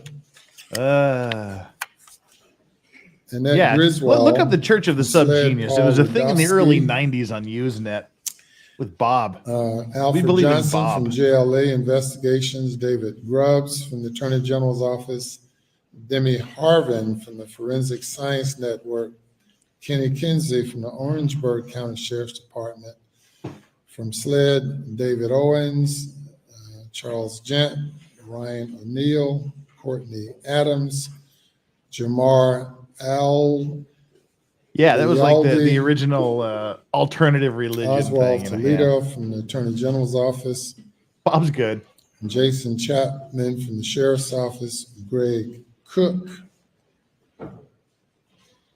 Alice Hazel, CPA, Mitchell Altman from SLED, Mark Altman, IT, PSV, Stephen Bechtel from SLED, Attorney Eric Bland, Matt Yeah, this whole Brown from trial is SLED, Attorney Bland. Frank God. Chapman, Charles Chapman, Delilah Cerencion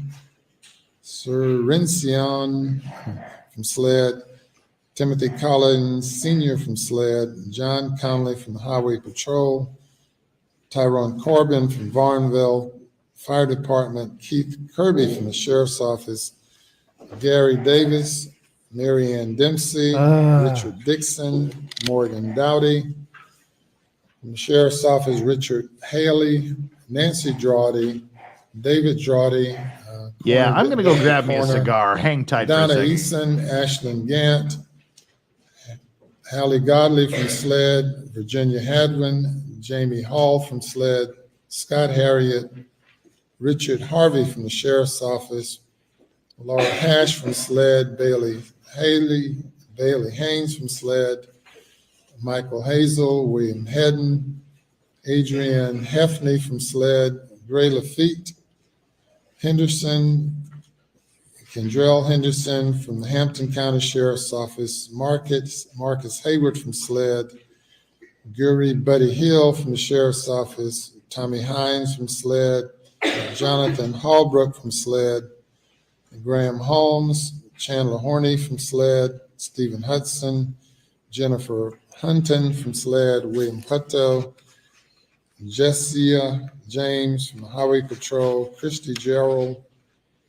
Hannah Jefferson from SLED, Blake Johnson from SLED, Brian Jones from SLED, Pat Keegan from SLED, Tommy Kennard, Tanya King, Wayne Kirby III from SLED, Richard Neese Jr., Mark Labrici from the FBI, Henry Lafitte, Attorney Rebecca Lafitte, Paula Rosa from SLED, Stacy Lodehope from the Sheriff's Office, David Long from the Sheriff's Office, Elizabeth Lafitte Melanowski, Veras Martinez from SLED, Linda McElhaney, William McElveen, Lee McGinnis, Jacqueline McKay from SLED, Haley Moody, John Nelson from SLED, Haley Nelson from SLED, John Peters, William Pope from the Sheriff's Office, Captain Samuel Wrigley from SLED, Kesep Yet Patel.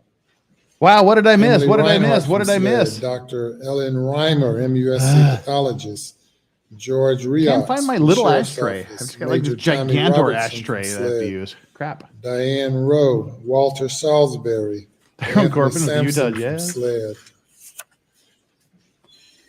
Christopher Serene from the Fire and Rescue, Michael Tony Satterfield. Sorry to Jeremy leave you all Smith from alone SLED, during this Elise horrific Smoke, reading of the potential James Talon witnesses. III from SLED, Dana Temple from SLED, Courtney Thompson, Chelsea Oh yes, Townsend, the opening Lehigh, statement should be pretty Philip fascinating Turner, in this case. SLED, Dr. Luis Vega, Russell Vernali from SLED, Tammy Weber. Oh no, we're Glenn still going Weckler, on the SLED, Chad people. Westendorf, Samuel White from the Hampton County Sheriff's Office. Kurt Lawrence is reading from the Reagans, tome of formerly the SLED, subgenius.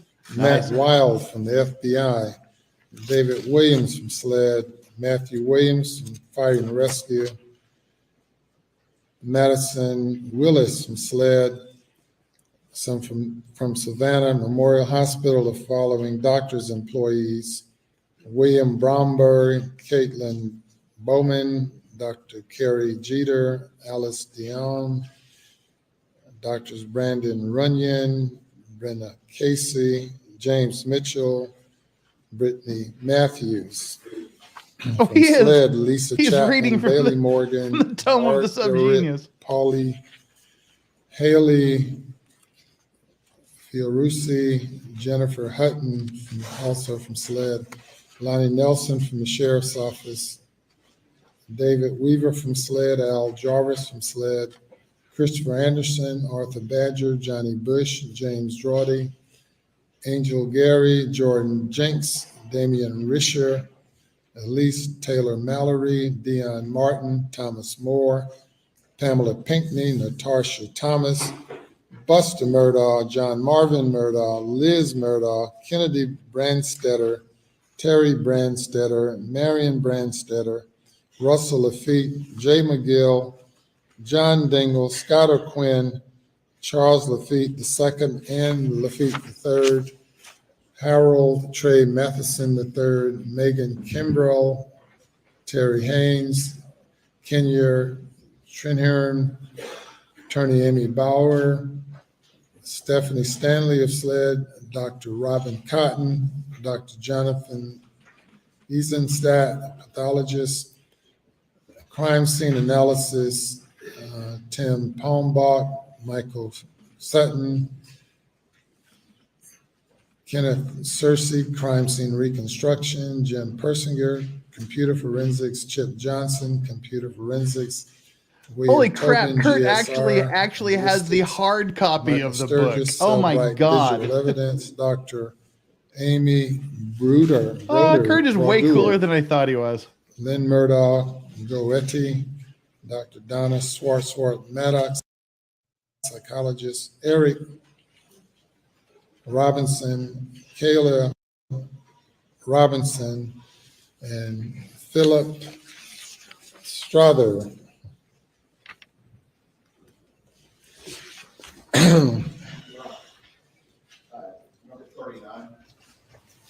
What about it? I don't know if that one was read. Oh, that makes me laugh. Kurt is so much cooler than I thought he was. He actually has a freaking hard copy of the book. Dwight Falkowski from the FBI. I think I read that already. My apologies. If you know any of those people, you have any friends, relatives, association with any it was like from of the early them, 2000s. The Church of the So Subgenius please is sort of like a stand. parody of Tell me Christianity about and it. Scientology mixed. It's kind of fun. All right. Yes, sir. The gentleman in the black, your juror number and tell me. Oh, that's funny. All right. Whew. They're what? They are. Or what? Oh, that's so funny. All right, we got through all the SLED employees. Okay, we're missing what you're saying about them. Say a little louder. I don't like to detail the vehicles. Detail the vehicles. Okay, thank you very much. Yes, sir.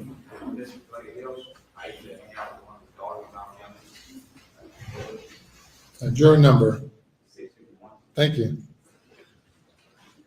Yes, sir. 601, I was told HVAC equipment for 8 of those people. All right, thank you. Yes, ma'am. 5 to 2. I don't personally know Lester, but my children and these nephews will. All right, thank you. 668, do law enforcement on several of deputies, fire rescue, and state agencies. Thank you. 609, I know Scott O'Quinn, he's my first cousin, he's with the fire department. Thank you. 650, you personally know Kurt is. All right, thank you. I used to cook most of them. Over at the jailhouse. All right, thank you. 583, I know Eddie Smith. Uh, I know a couple of deputies. All right, thank you. Lancelot says, have you met a single person in this state? If so, you can't be a jury member. Yeah, kind of. Thank you. That's where we are.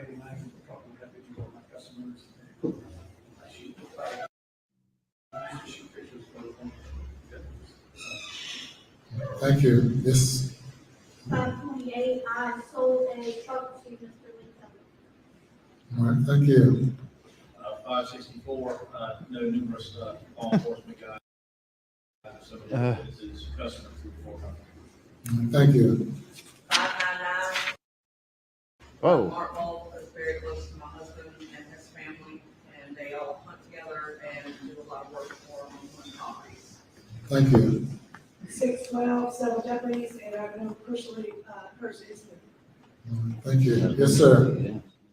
582, I'm related to all the Murdaughs in that list, and Curtis Smith is actually my second. Oh, my Lord. All right, thank you. 530, Chad McDowell, he's my brother. He's his brother. Okay. Well, somebody's brother.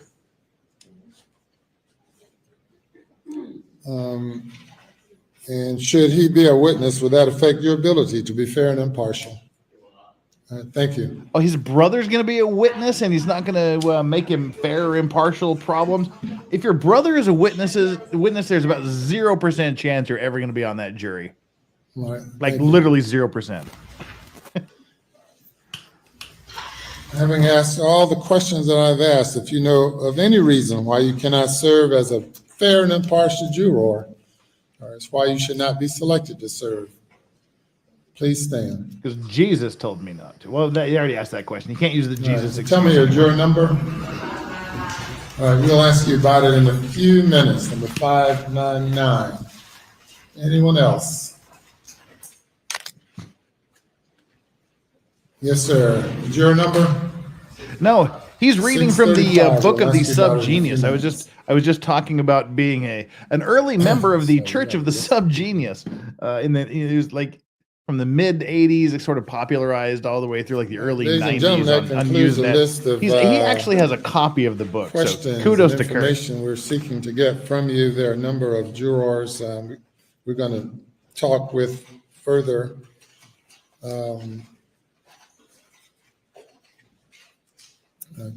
Becky, tell me again the message for the.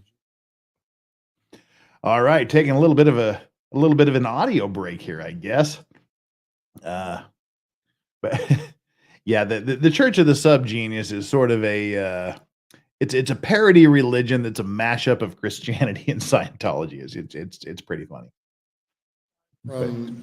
Kudos to him for having a hard I'm going copy. to ask to remain.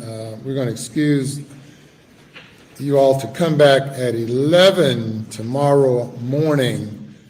You are the fourth jury panel. 11 tomorrow morning. So it looks like jury selection is already one panel going to be going into tomorrow.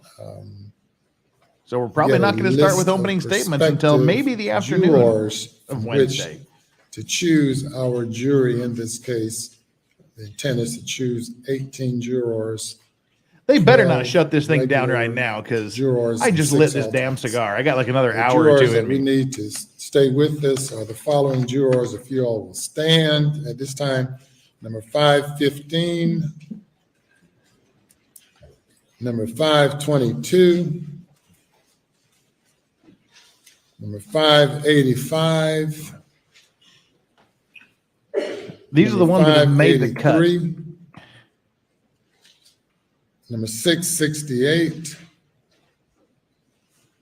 number 599, number 635. Are there any additional That's like jurors? 7 jurors by state my or the count. I defense may have who missed like one at the beginning. further That's like questions? 7 jurors made the cut. Your Honor, I had marked 612. Number 612, I had marked 571. 571, And 460, Your Honor. number 460,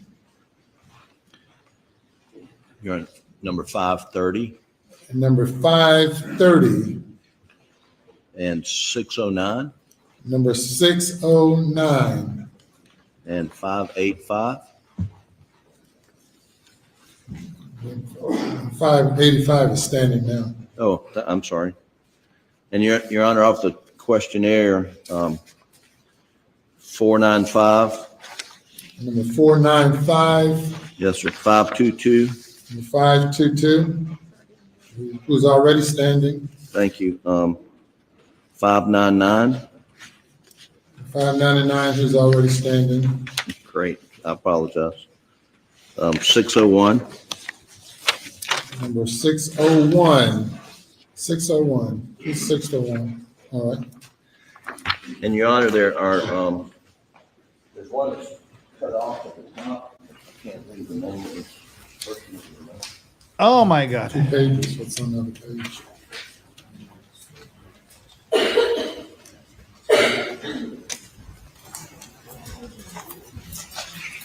Yeah, seriously, this is like bingo night for murder suspects. You remember too? The late 70s in college. I meant that format, not the content. Yeah. It started like late 80s. The book is from the early 80s, and it really caught on with Usenet on the internet in like the early 90s. But it was just a fun thing. Then that church died down, and the Church of the Flying Spaghetti Monster sort of became a popular substitute.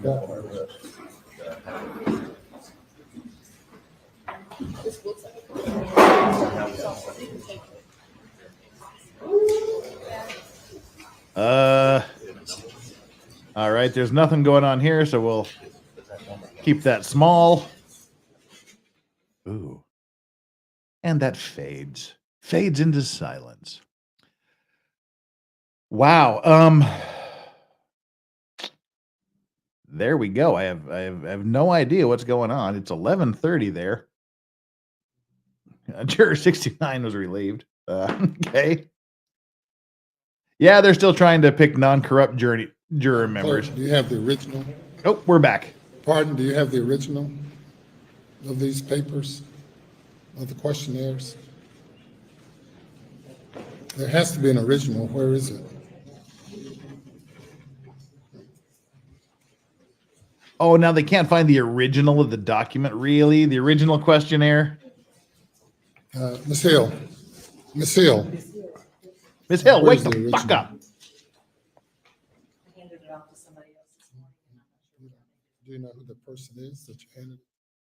Oh, so she handed off the original jury questionnaire to someone this morning, and she doesn't know who it is. Oh, great. First of all, I'm not Kurt, I'm Jeff. And second, this is not a commie cigar. This is, I believe, a Dominican cigar.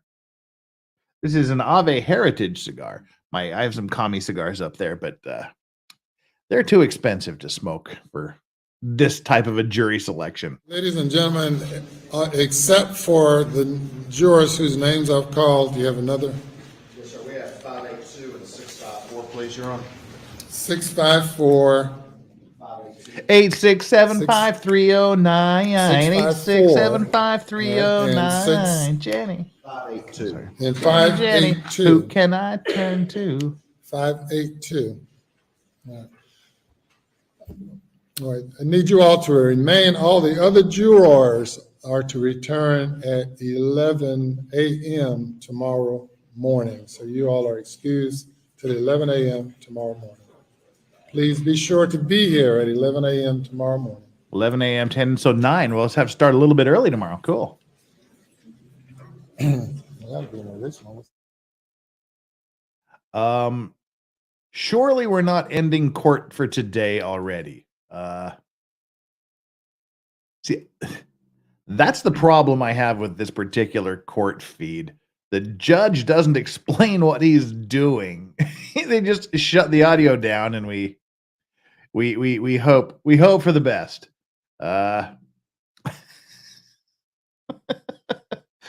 Red Fox Moon, thank you, I guess, for the North Korean krona. Just kidding. The Norwegians here in the audience. Hey, Kurt, time for goat. I mean sheep, goat. Well, if you're gonna mislabel me as Kurt, I'm gonna mislabel my sheep as a goat. So there you go. Yeah. Wow. So I literally have no idea how long this particular break is going to last, or if they're done for the day. We just don't know. Let's kind of see if there's any light and knowledge being gained from the law and crime feed. Well, 11 a.m. tomorrow. Family victims, yeah, both sides believe the public will have their back. Judge is awesome, blah, blah, Come blah. back There we go. individually as the clerk calls your names, and we'll Okay. otherwise be in recess as we address these jurors. All right. So they're going to address the remaining jurors, I guess. All right. So they're going to talk to the remaining jurors, I suppose.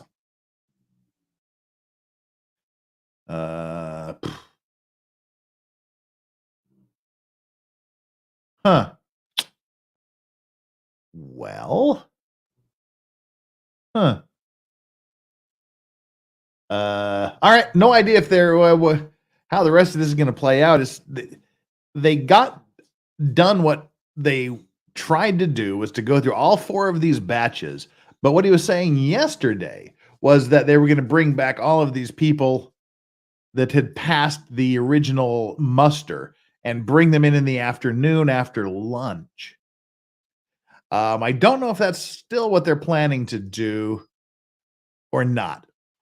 But they're talking about bringing people back at 11 a.m. So I don't know what happened. We'll just have to find this thing out here. But what we can do is we can chat for a bit just about, hey, Yoda, what's up? Yoda has just joined us, and for some reason has taken up residence on top of a sleeping bag, an electrical cable, and a camping chair. All right, Yoda. Yeah. So let's just kind of, I don't know. Should we just remove this altogether or keep it small? I don't know. We'll just, we'll remove it all together. But I've still got the audio up so I can hear if anything happens in the next little while. They might be talking to the jurors. They might not be talking to the jurors.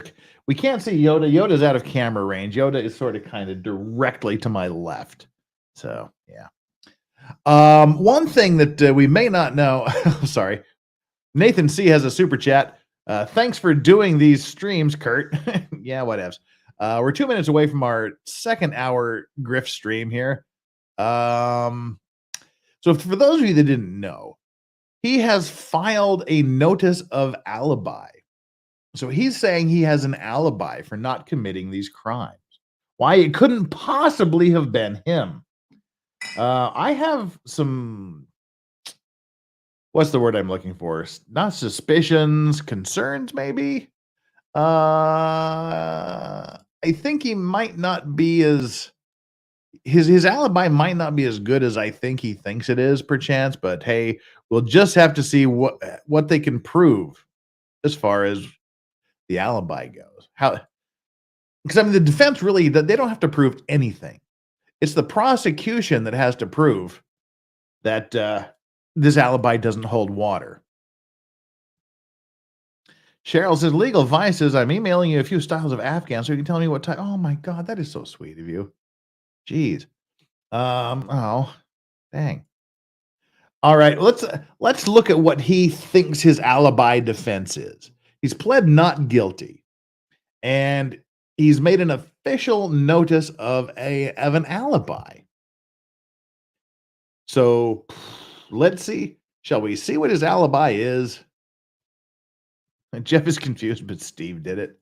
Yeah. So let's look at the screen here.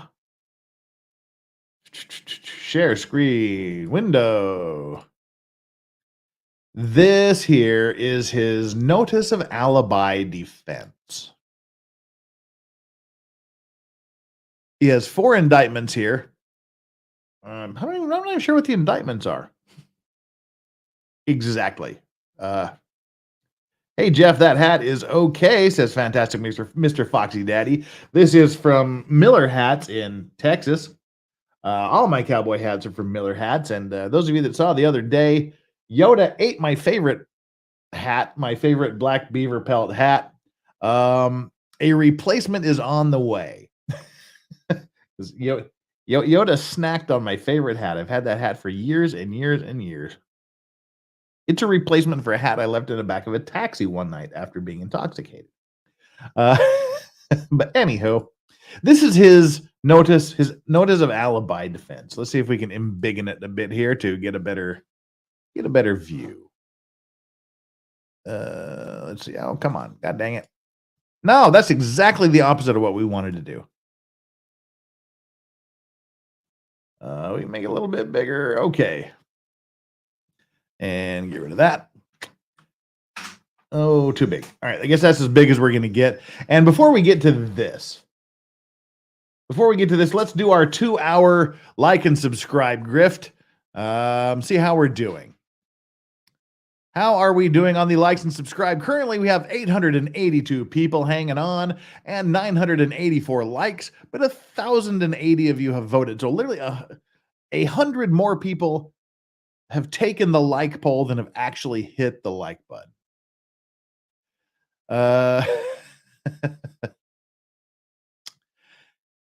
Yeah, so get down there and hit that like button, hit the subscribe button. This is what we're doing. Currently, we have, how many subscribers do we have? Hi-ho. We currently have 33,236 subscribers. 64 more, and we're up to 33,300. So that would be fun if we get up to 33,333, but that would mean we need 97 subscribers. And I'm not going to hold out any hopes for that, but if you would do me the favor of hitting the subscribe button, you'll always be my favorite people ever. And hit the subscribe button. And if you have subscribed, please make sure you're still subscribed. YouTube unsubscribes people all the time for God only knows what reason. Once you've made sure you're subscribed or still subscribed, and hit the like button, go over there and take our subscriber and like poll. Our poll today is in 4th place. I was as excited to hit that like and subscribe button as getting a root canal, but I did it anyway. In 3rd place with 18% of the vote. I was as excited to hit the like and subscribe button as 2 single jurors meeting in court. In 2nd place, I was as excited to hit the like and subscribe button as a court clerk talking to single men. And in 1st place with 45% of the vote, I was as excited to hit the like and subscribe button as someone getting out of jury duty. All right, we will check back in on the poll in another hour and see how the numbers are going. Until then, we currently, again, have 880 current viewers, 1,033 likes. Hit the like, hit the subscribe. Let's have a big love fest. Hit the notification, and there's a small possibility that YouTube will actually notify you when I go live. His alibi. Let's look at what his alibi is here. See if we can, I guess that just doesn't really change the size. But this is his alibi. State of South Carolina, County of Colleton, State of South Carolina versus Richard Alexander Alex Murdaugh, defendant, in the Court of General Sessions, 14th Judicial Circuit. Notice of alibi defense. Well, let's see what he can possibly come up with, and then we'll talk about it. Defendant Richard Alexander Alex Murdaugh was not present at the time, place, and date of the murders of his wife Maggie and son Paul. Because he was not present, Murdaugh does not know the time the murders were committed. This is the Shaggy defense. Wasn't me. It couldn't have been me because I wasn't there. So you have to let me go. Murdaugh was on the Moselle property from sometime prior to 8:30 p.m. on June 7th, 2021. Until a few minutes after 9 p.m. when he left to visit his mother. So he says he left the property at about 9 p.m. to visit his mother. Okay, doesn't particularly seem,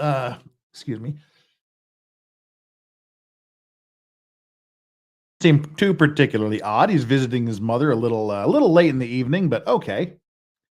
He leaves his apartment.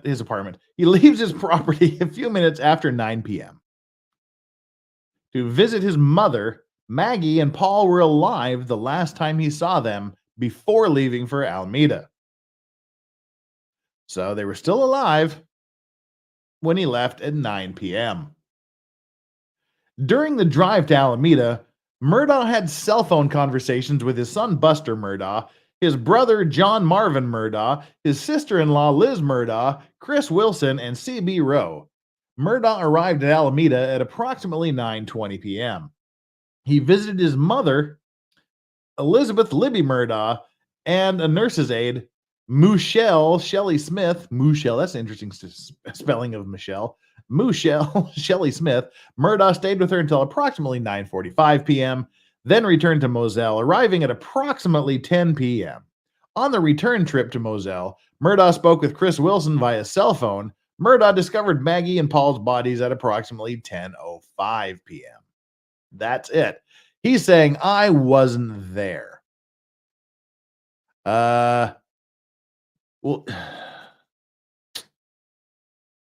all right, let's talk about this. Let's talk about this because I have questions and I have issues about this thing here. Oh, and Joseph DiMartino, thank you so much for the super chat. Says, don't cross the streams, Egon Spangler. Yeah, definitely don't cross the streams. All right, let's jump on back down here. Is your boyfriend Andrew on here? No, Andrew's on an airplane. He'll be here tomorrow. So yeah, go simp for him. You're persona non grata here, Spooky Spoon. You can't simp for both of us. Oh, damn. Talking too much. My cigar went out. All right, so let's look at this. He was on the property from before 8:30 p.m. until a few minutes after 9 p.m. So we'll say 9:05. Then he goes to Alameda to visit his mother. He arrives there at approximately 9:20. So we'll say it's about a 15-minute car ride.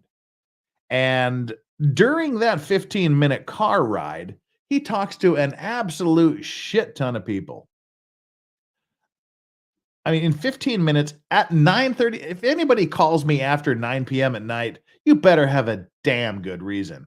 But he called his son. He called his brother. Weirdly, he called his sister-in-law. So I'm assuming he called his brother John, and then he called his brother John's wife, Liz.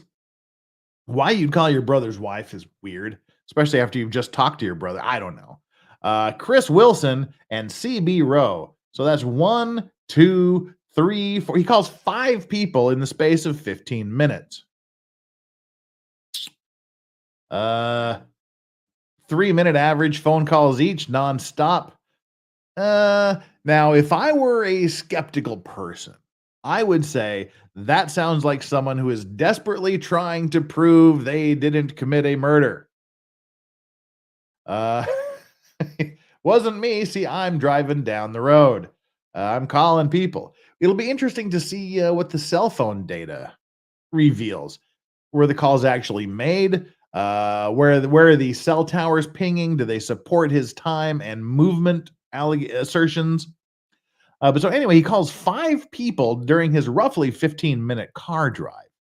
Then he visits with his mother and a nurse's aide, Michelle Shelley Smith. and he stayed with her until 9:45. So he travels 20 minutes late at night to visit his mom, stays there 25 minutes, and then spends the next 20 minutes driving back home. And during that drive home, he talks with Chris Wilson. Well, we don't know what time. Okay, he got home at approximately 10 p.m., so 15 minutes. And then 5 minutes after he gets back, he finds their bodies. This seems, I mean, yeah, it sounds pretty sketch to me too. It sounds super sus, yeah. I gotta say, it's questionable, isn't it? It's a little bit weird. I mean, randomly, just on some what day of the week was June 7th, 2021? Let's see this here. June 7, 2021. June 7th. What day of the week was June 7th, 2021? It was a Monday. All right, so on a random Monday, he goes to visit his mother late at night. He drives, we'll say 30, 40 minutes round trip to visit his mother for 20 minutes, 25 minutes, and conveniently, in this weird little random Monday evening where he's only gone for an hour, during that hour he's gone, his wife and son are murdered. I'd like to know how often he visited his mother, what time of day he usually visited his mother. And that kind of information. How long did he usually stay when he visited his mother? Because that's this is pretty suspicious to me. I mean, what do you guys think?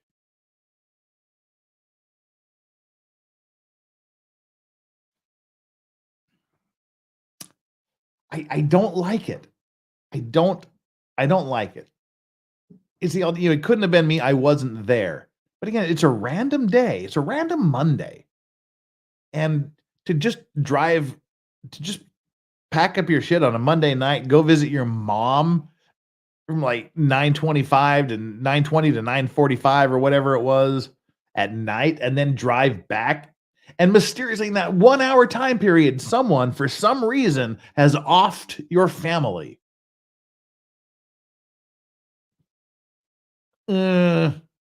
Now, what do I personally think happened? I literally have zero evidence, zero knowledge of anything to any degree of certainty whatsoever at all.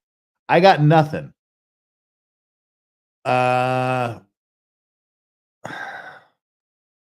I literally got nothing, but this is just a gut feeling. This is just me. I'm thinking perhaps he actually did this. He drove to see his mother. He made these phone calls. He was there. I mean, he wouldn't have. I hope he wouldn't have said this if he can't produce the witnesses to support his theory that he was there.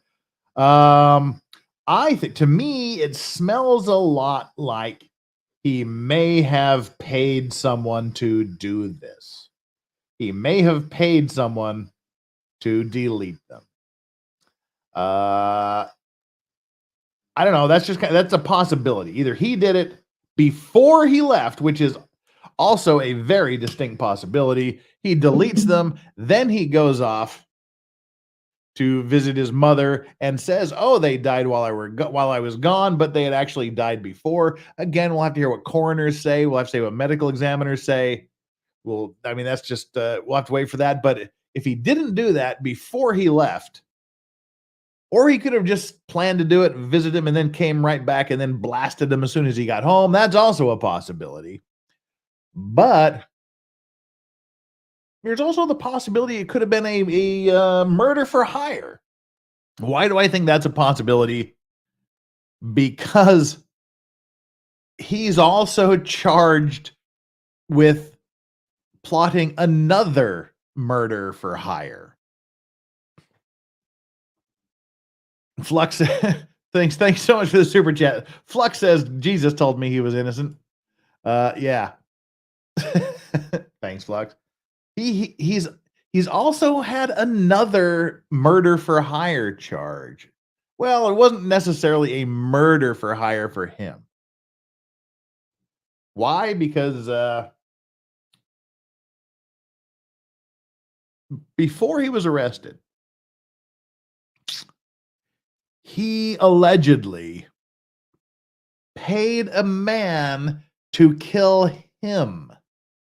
Yeah, he paid someone allegedly to kill him. The idea was that he would be changing his tire on a road. And this guy would drive up and shoot him in the back of the head, would like help him and then blast him. And then his surviving son would get a $10 million insurance payment. But the person he paid to kill him botched the job and only grazed his head with the bullet. And that's a pretty funny 911 call. We should do that. Oh, we're back in court. Woohoo! Oh, no, we're not. It was just a brief audio there. Spooky Spoon says, I love you, Jeff. Yeah. I'm only worth £1.79 to you. Spooky. Just tease me, Spook.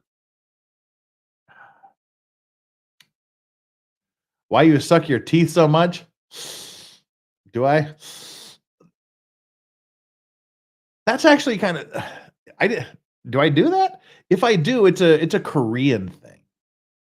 It's a Korean affectation. Koreans will be like a lot, you know. They'll kind of suck. You know, if there's a difficult question or an awkward situation or something they're thinking about, Koreans will like that a little bit.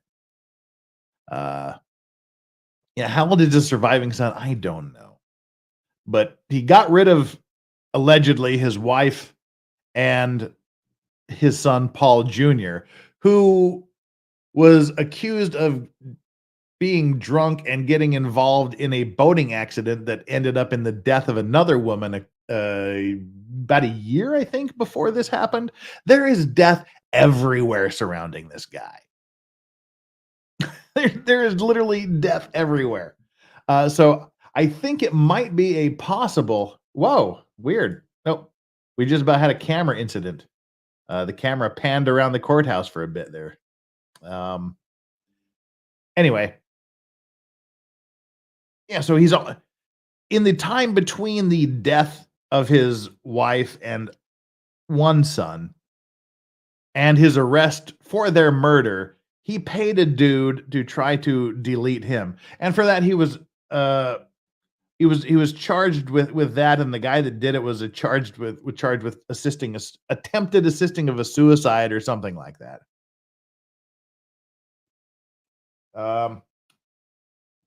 Yeah, so he's known to have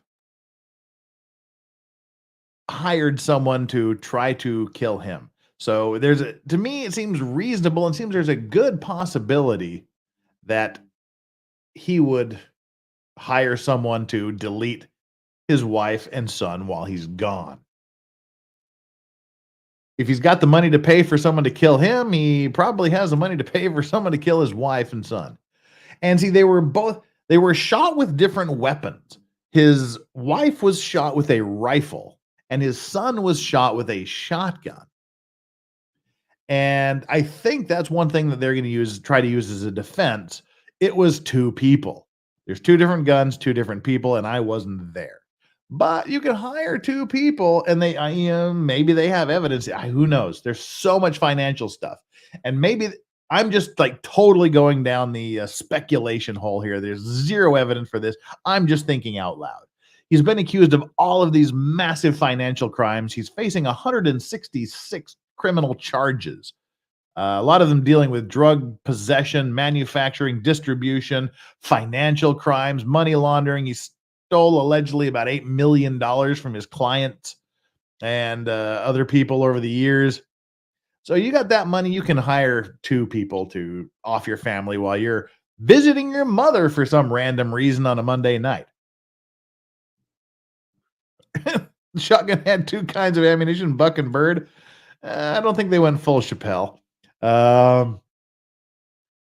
Yeah, so he's got this alibi. I wasn't there. It'll be interesting to see what the police have to counter that. Let's see. We got a super chat here from Fondian that we need to clear. Where did it go? I can't find the super chat. What time did the super chat come? Hang on real quick here. 1:49 a.m. Okay, I passed it up somehow.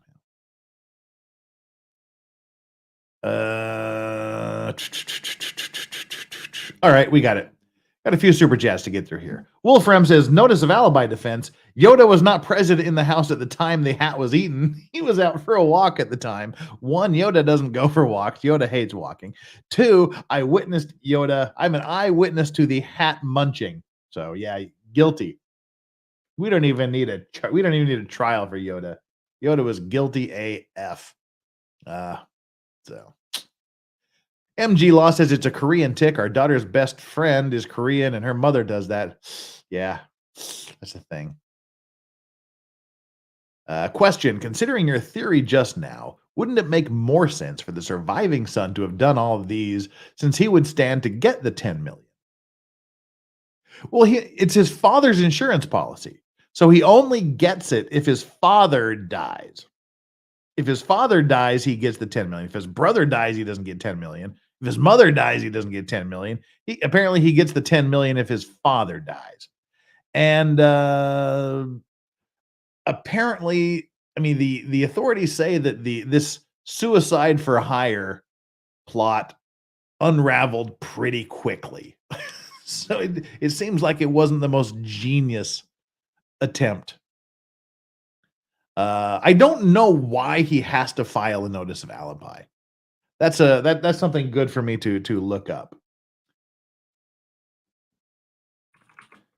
Why do you have to file a notice of alibi? To file a notice of alibi, South Carolina. If I can't find a quick answer, then that'll give me something to do tomorrow.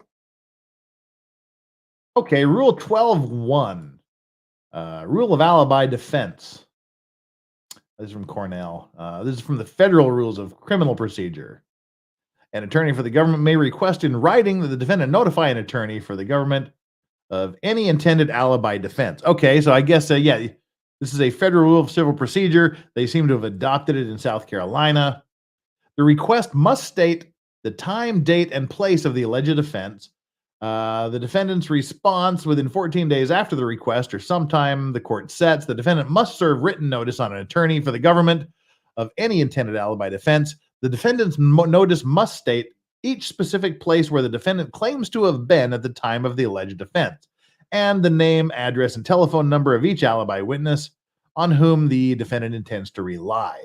Okay, so he's going to bring this alibi defense, and he needs to let them know so that, I guess, so the government can find a counter argument. They can find evidence that either supports or counteracts this alleged alibi. That makes sense. We've got someone here in court who was taking something off or putting something on the wall. Still no audio from the court, nothing going on. So yeah, I guess it's just to give the prosecution a chance to come up with evidence against your alibi. If you remember a while back, says TC Barnett, you suggested some whiskey for me. Love it. Got my dad some also. He loved it. Loved the channel and you. Which whiskey was it I suggested? I suggest a lot of whiskey for a lot of people. Can't keep them all straight. So which whiskey did I suggest for you, TC Barnett? The shotgun had 2. No, we already read that one. That was kind of funny. Okay. Scrolling down here, make sure we haven't missed anything. Is that a room behind you, or is that a mirror? A room? That's a room. there's behind me from here to here, it had like some traditional sliding doors. I just removed the sliding doors and opened up this into one big room. You could put the sliding doors there and make it up into 2 rooms. Alrighty. Remember, there was also the maid that mysteriously died, and a gay kid. A gay kid died. I didn't know about the gay kid. Also, he had a house. This is where some of the charges stem from. He had a housekeeper, a maid. She had a fall on his property, and she died a few days later. A few days or a few weeks later, she died from this fall. And he got several $1 million from an insurance payment for her, and he just pocketed it. Didn't give it to her. Let me see if I can. We should go over the timeline again, shouldn't we? That would be fun. Let me see if I saved the timeline documents.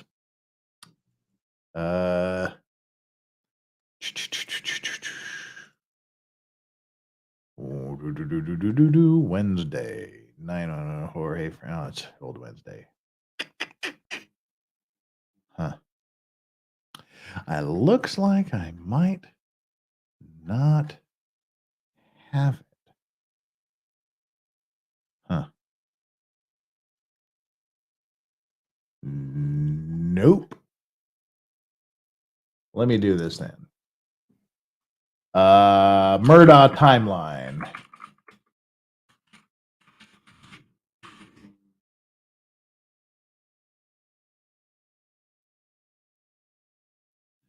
Because this is a really, really weird timeline.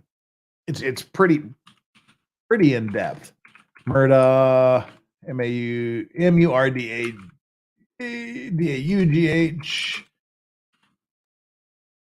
Timeline of events. Let's see. Is this one that looks good? Yeah, here we go. This is the one I think I had the other day. Let's review this timeline here together because it's very telling. I don't know if you can hear Strawberry snoring on the couch in the background.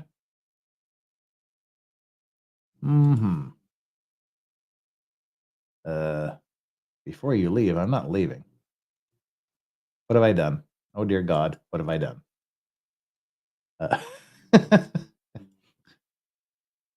There we go. Let's embiggen it and get rid of the ad. On June 7th, 2021, so a year and a half ago, Maggie, his wife, and 22-year-old... No, thanks. Yeah, okay. 22-year-old son, Paul, are found murdered. Alex places a 911 call. The 911 call is pretty interesting, too. We should maybe play the 911 call. I really wish I knew what the court was doing. The stream is still going, so they're... I don't know if they're on a lunch break or what. No indication on Law and Crime whether they're coming back, but they're still there, so all right. Ignore that. Oh, Spooky Spoon says with another super chat, now you can afford a glass of whiskey when you go out. Yeah, not here in Korea. You got to do about 10 times that for a good glass of whiskey. But anywho, just kidding. Well, right. Timeline O events. Let's look at this nefarious work here.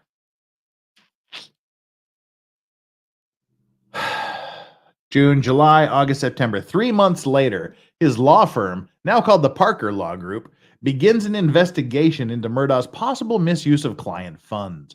A few weeks later, the South Carolina Law Enforcement Division announces its investigation into money missing from the firm. September 4th, Murdaugh calls 911 to say he was shot in the head while his car was stopped on the side of the road. He's taken to a hospital in Savannah. So 3 months after his wife and child are murdered, he gets shot in the head. And like you said, that turned out to be a plot for hire. He hired the guy to try to kill him. And then 2 days later, he announces he's going to rehab for opioid addiction.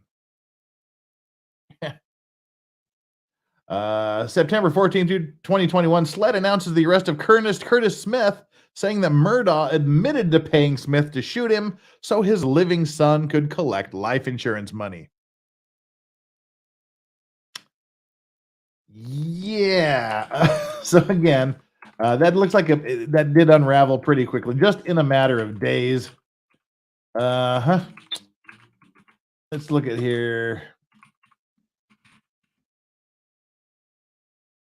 SLED is the South Carolina Law Enforcement Division. For those of you that were wondering, SLED is the South Carolina Law Enforcement Division. So they announced that they arrested Curtis Smith. 2 days later, Murdaugh turns himself in after an arrest warrant is issued for conspiracy to commit insurance fraud during the roadside shooting incident. And a few weeks later, Murdaugh's law firm files a lawsuit against him, alleging he stole money from clients in the firm over several years. In November, the South Carolina grand jury indicts him on 27 counts of financial crimes. Over the next 14 months, that number has grown. Yeah, it has. But then July 14th, so this is 1 year and 1 month after the murders, he is indicted for the murders. He's indicted for the double homicide of his wife and son. Now Murdaugh is standing trial for the murders. This was kind of that was a weak timeline. There's other much better timelines out there that set out the amounts of things that he was alleged to have stolen from people or embezzled from his firm over the years.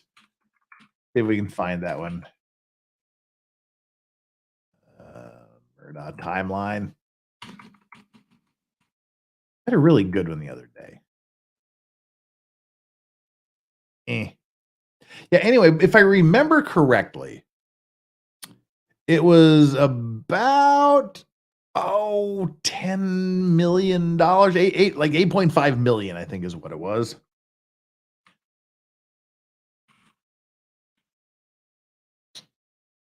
So yeah, he's got a lot of problems. Legal Vices, watch the HBO show. It explains it all so well. I'm purposely staying away from the HBO thing. Any document, I don't believe that documentaries are fair, open, and honest.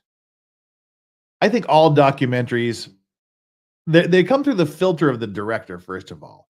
And they may have their motives. So I kind of want to be as open-minded as possible about this. It's difficult just because it looks really, really bad for him. And seems to be a lot of evidence against him. But we'll do what we can to stay as objective as possible.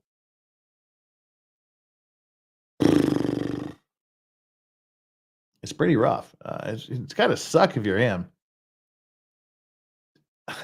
I mean, how desperate, assuming he did this, allegedly if he did this, how desperate, the theory of the prosecutors are having, their theory is that he knew all of these financial crimes were just about to come to light, and to gain sympathy for himself, he offed his family so that everybody would be sympathetic towards him, and to sort of, I guess, give him some sort of buffer or protection against these financial crimes that are coming down. But like I said, he's been charged with 106 crimes. That's a lot. That is literally a ridiculous number. Thankfully, we're not dealing with all of those here.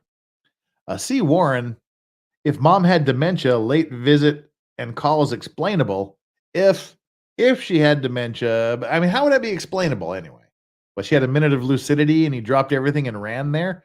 Oh, I suggested Basil Hayden, TC Barnett. Yeah, the Basil Hayden is a fantastic entry-level bourbon. Very, very smooth, very, very vanilla and caramelly. If any of you are looking to get into bourbons, yeah, look at Basil Hayden. It's affordable. And it's very, very mild, very, very smooth, very, very flavorful. Relighting the cigar here. Well, I really wish they'd tell us what was going on in the courtroom.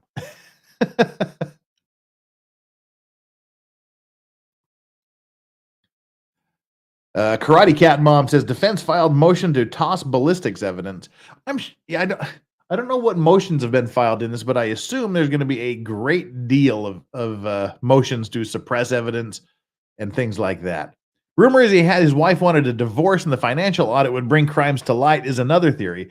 Well, see, that's the interesting thing is from what I understand, this investigation into the murder of his wife and son is sort of what opened this Pandora's box that led to them discovering all of these crimes. I know the housekeeper that slipped, her son had filed a complaint and was asking questions about, hey, where's the insurance money? I haven't seen it yet. So things were coming to a head. This is just, I mean, how is that? How does that seem like that's your best option? Oh, I know. I'm going to gain sympathy by offing my family. Allegedly. I want to hear one of the potential jurors list every one of the sled guys and say they were lovers. Sick, I know, but it would make fun. Well, it certainly would have spiced it up. I am smoking and Ave Heritage. Yum. No, I didn't want to smoke anything too big or anything too expensive because we just don't know what's going on. Legal vices. No, they get very confused, upset.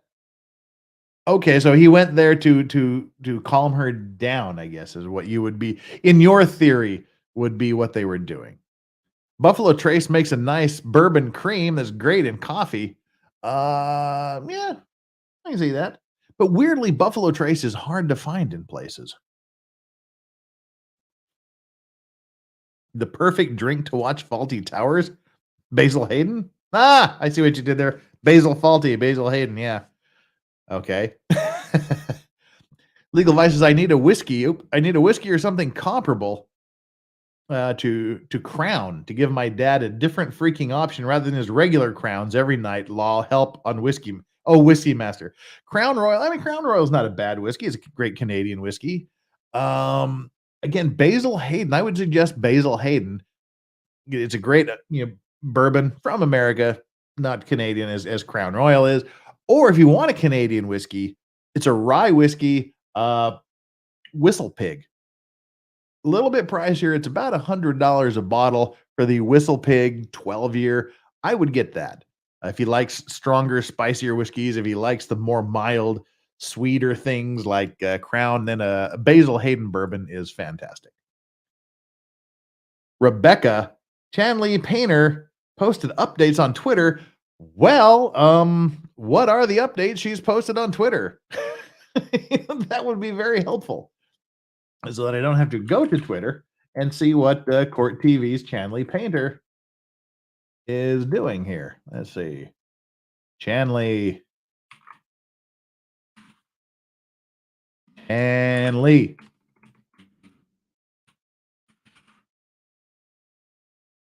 Painter, where are you? Well, dang. Chanley Painter, where are you? Here we go. What has Chanley said? Oh, in the trial, that's her pin tweet. After questioning the fourth panel prospective jurors, there'll be an extended break before parties argue key motions. Okay, we're just arguing motions. Ugh. All qualified jurors likely return Wednesday morning for the final phase before possible opening statements Wednesday afternoon. Huh. Okay.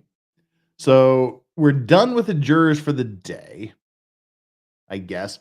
They're going to argue some boring motions probably after lunch. And if they're going to bring back the last batch, the opening statements are going to be the interesting thing. I'm going to have to decide. Make sure you stay tuned to my Twitter. What I'm thinking now is if they're looking at Wednesday afternoon for opening arguments, I might just skip the morning session and go to sleep and then join Legal Mindset on his channel for the opening statements, because the opening statements are important. Opening statements are good. Oh, so many options. I'll have to think. I have to think about what I want to do. But I will announce. Subscribe and hit the notification so you get a notification of what time I'll be going live tomorrow. And follow me on Twitter at The Legal Vices. And I'll post a few times throughout the day what's going on and what time that I expect to be doing. I'll have to think how to handle this. Interesting. All right, so we're in motion arguing mode. So we'll wrap this up in just a little bit then, because there's not going to be anything else really exciting or interesting going on as far as I can stay awake. For it's now 2:11 a.m. here in Korea, and I got to be to work by 10. So 8 hours from now, I got to go to work. So I got a little bit of time. Jefferson's Ocean Voyage 24 is quite good too. I've had the regular Jefferson. I haven't had the Ocean. What they did there is they took some whiskey and they put it in barrels and they put it on boats and they're just sailing it around the ocean to see how that affects the taste of the whiskey. So yeah, interesting stuff. Right. Beautiful messy ball. I assume that's an A. Anywho, the family crimes read like SC Ozarks. Yeah, right. Look into the Murdaugh family and Operation Jellyfish. It's so much worse than you know. Oh, is it? Well, that sounds exciting. Do you watch Missing 411 documentaries? On our Friday Unexplained show, we've been doing the Missing 411 things. We've been highlighting the people going missing in national parks for the past couple of weeks. If you want to watch those, go back into my playlist and look at the Unexplained, and go to Flux, one of our mods. She has her own channel, the House of Flux. Yeah, Crown is rye, so that's why I was suggesting Whistle Pig would be a good rye. But Crown is a very mild rye. So I was thinking if you want to get into the bourbons with Basil Hayden. But if he likes the rye and he wants something a little bit stronger, a little bit spicier, go with the Whistle Pig. Whistle Pig 12. They have a 10, 12, 15, and then some really super expensive ones. Oh, yeah, there is just so much going on in this case. It's crazy. I mean, let's just off the top of my head, we've got a dead maid. We've got a dead wife, a dead son. We've got the dead son's dead female friend, who apparently the son was responsible for because he was driving a boat drunk. And someone mentioned another body that I'm not familiar with. A Willett rye. The Willett Family Reserve rye is a fantastic rye, but you're looking at about 170 to 300 for a bottle of that. So start out slow. Yeah, the boat thing. So there's a lot of dead bodies here. And there's a lot of money. These dead bodies, they all got insurance payments, and he pocketed the insurance money, the settlements and whatnot, and he embezzled a bunch of money from his firms. It's a wild ride. Like 8.5 million, I think, total that he's taken insurance payments and embezzlements. Not looking good for him. Dead teenage boy rumored to be unalived by one of the boys. See, this is something I haven't heard of. Someone was mentioning this earlier, and I haven't heard this. Yeah, we mentioned the housekeeper, but these guys are, like I said, the town they live in has about 4,500 people. You need expensive, so Willett rye, Willett Family Reserve rye is what you. I mean, it is Christmas in a bottle. It just tastes like a Christmas fruitcake. Oh, it's so good, and it is expensive. So if you need expensive, that's the one you want. The Willett Family Reserve rye. Very high alcohol content, very, very delicious. One of my faves, but it's just really, really expensive. Yeah, he was the one that talked her kids into filing against his homeowner's insurance. Yeah. Oh, yeah. File against the homeowner's insurance. He gets and I think it was about a $3 million payout, something like that. and then he just pockets it, doesn't give it to the kid, and the kid's like, "Hey, where's my money?" And that's one of the things that starts all of this. So, not really sure what else we got going. There's so many questions I have about this.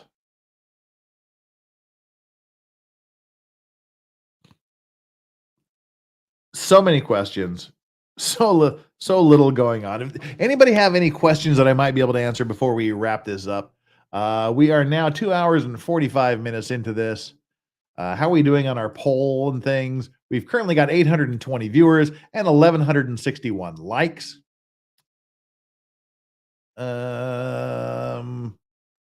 Yeah, so if there's nothing really super interesting to talk about, we might just shut up, Bobby. We might just shut this down here and call it a night. What do we got going here? Teenage boy was thought to be a hit and run. Yeah, okay, this was like 6 years before this happened, though. Okay, I have heard about that one. Yeah, 6 years before the wife and son were murdered, there was an investigation involving a hit and run case with the name of Smith, and Smith is also the last name of the guy that he hired to off himself. Oh, and here we come in with a beautiful messy ball is bringing us a super chat dealing with this. Stephen Smith is the boy that was killed. Also, Alex allegedly bought a funeral home in 2020. When I say Ozarks, not exaggerating, where can I email? thelegalvices@gmail.com. THE legalvices@gmail.com.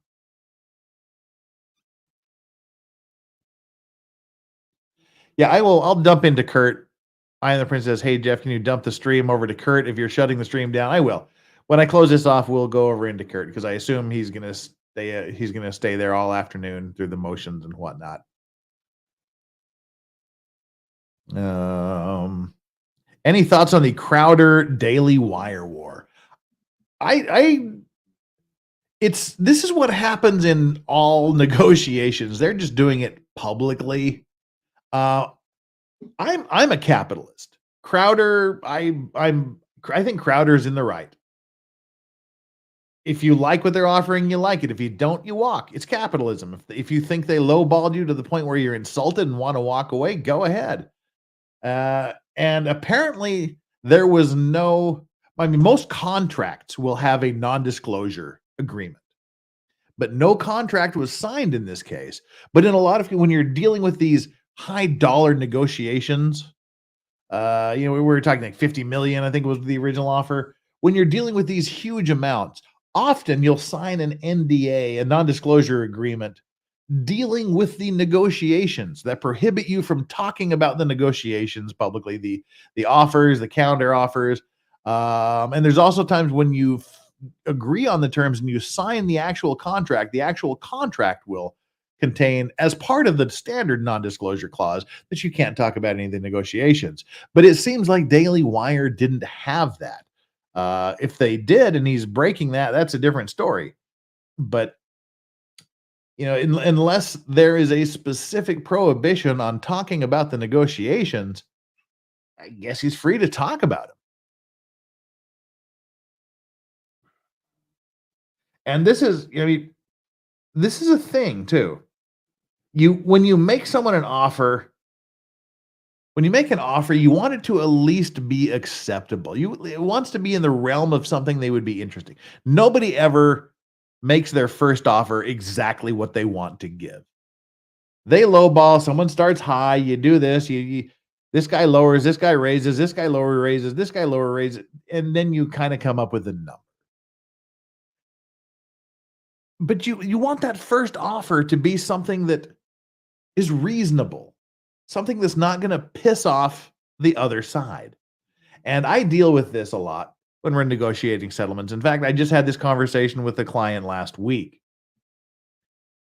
We recommended that settlement, the goal is to settle at around 50%. And we recommended that we start the settlement at 40%. But they really wanted to start at 30%. 50% is going to be pushing it. It's going to have to do a lot to get the result at 50%. 40% will at least say we're interested in having a settlement at that level. But my concern is if you say, okay, we'll give you 30% of your claim, that's just going to piss them off. And they're going to say, well, F you, and go straight to court. Whereas 40%, you're like, okay, at least it seems like a genuine offer. But, you know, how you decide what that initial offer should be, and we're still discussing how to handle that first offer. It needs to be something that at least entices them. And it seems like what happened here was that initial 50 million offer was so offensively low, and the other terms. Again, I think that's where a mistake was made. He says it's not about the money, but it's always about the money. Really, it is. You don't want it to be so insulting they just walk away. But the terms are also a problem. You know, they have all these penalty clauses. If he misses a show, it costs him, you know, this many hundreds of thousands. If he misses this, it costs $1 million. There's all these penalties built in. You don't start with the penalties. You start, you agree, okay, here, what do we want? You do the amount first. You do the dollars. Here's the compensate. Here's what we want to give you. Now that we've agreed on the basic amounts, now let's talk about the other things. How do we adjust this amount? What happens? What are your performance goals? What are your key performance indicators, your KPIs? If you reach these, we give you a bonus. If you fall under this, we take numbers down. Do that after you come to an agreement on how much money you're going to pay and how much money you're going to get. It's just weird. I think it sounds like the negotiations were handled really poorly and kind of ass backwards, but it would definitely be different if I was involved. Uncivil law. Yes. Apparently, from what I hope you're listening. Are you listening? Kurt, are you listening to us? If you're listening, apparently what's happening, according to Court TV, they're having an extended break. They're going to come back and do motions. And well, let me just type this to him just to make sure we're getting it here. Yes, I do. Apparently, an extended break. And then they will come back for motions. All right. Okay, you're hearing me, so I'll stop typing and repeating. Yeah, that's what's her face from Court TV.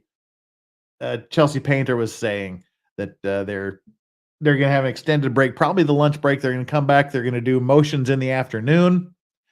And then they'll bring everybody back 11 a.m. tomorrow to do the final weeding out with possible opening arguments Wednesday afternoon. If you're still listening, I'm getting ready to shut us down here in a few minutes, and I'll just dump everybody over to you. So we can do that. Oh my gosh! So that's kind of how I feel about the Crowder situation. Anything else to discuss or look at before we go? I think I've got all the super chats out of the way. I don't want to fall too far, but no, I have. Yes, I have. I've got all the super chats. Do you do any fishing? Bass, snakehead? See, bass is considered an invasive species here in Korea. I used to do a lot of freshwater bass fishing in the rivers. Koreans won't eat bass. They hate bass. It's weird. Here, carp is, they eat the carp here, but they throw the bass away. Whereas that's exactly the opposite of what we do in the States. We fish for the bass, and we don't mess with the carp. So, all right, Kurt. Yeah, we'll send the people your way. You may take the redirect. But yeah, I used to do some fishing. My fishing buddies all left the States, left Korea back for the States. So I haven't been fishing in about 4 years here. But that was always there's a river.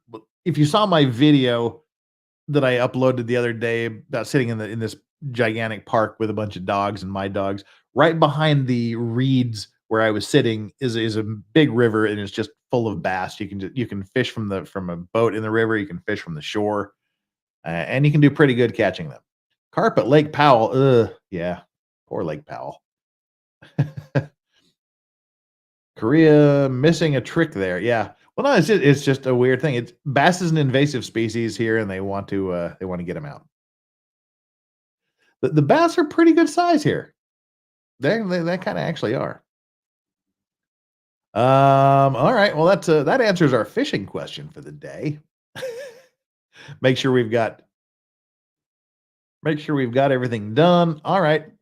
Let me set up this so I don't forget to redirect Kurt here. Let me make sure we've got this down, and then we'll call it a night. We're getting on 2:30 a.m. here, and that'll give me 5 hours sleep. Wow, that's almost a record. And we'll come back tomorrow, I guess. We'll do the morning session. We'll do the morning session. We'll just do it like we normally do. Andrew from Legal Mindset will be back, and he can take the opening statements. I'm going to try to stay awake for the opening statements on Wednesday afternoon. So I want to get as much sleep as possible. I'll come home from work tomorrow night, sleep for a few hours, and try to get through the whole day, because the opening arguments are going to be cool in this.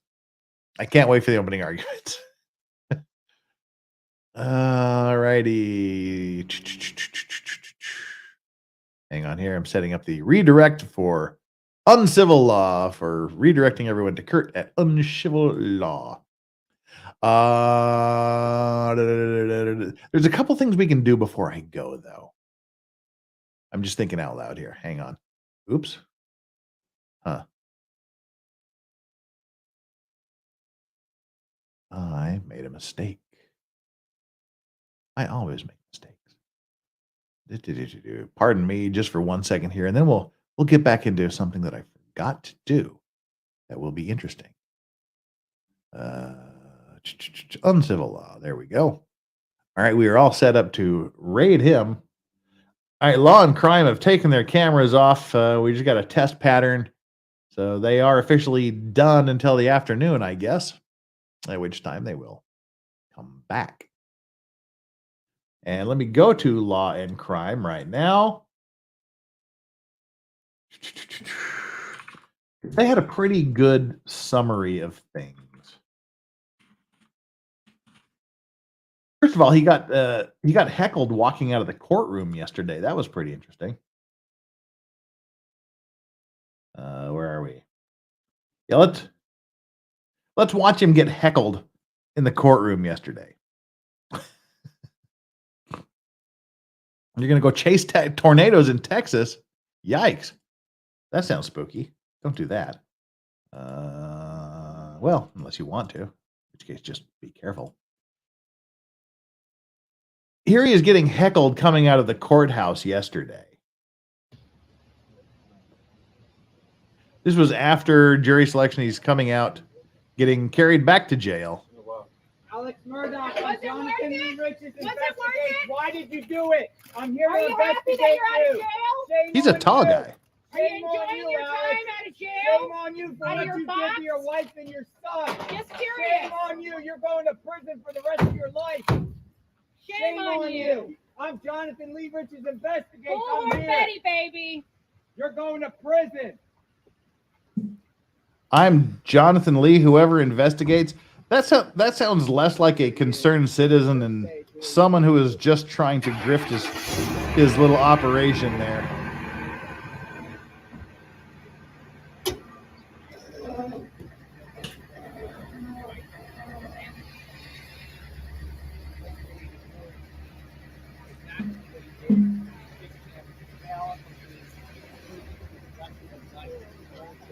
Yeah, apparently 2 people's a crowd.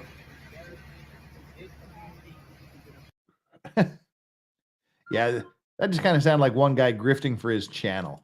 But we'll wrap this up. This is a pretty good. Tell me exactly. Money.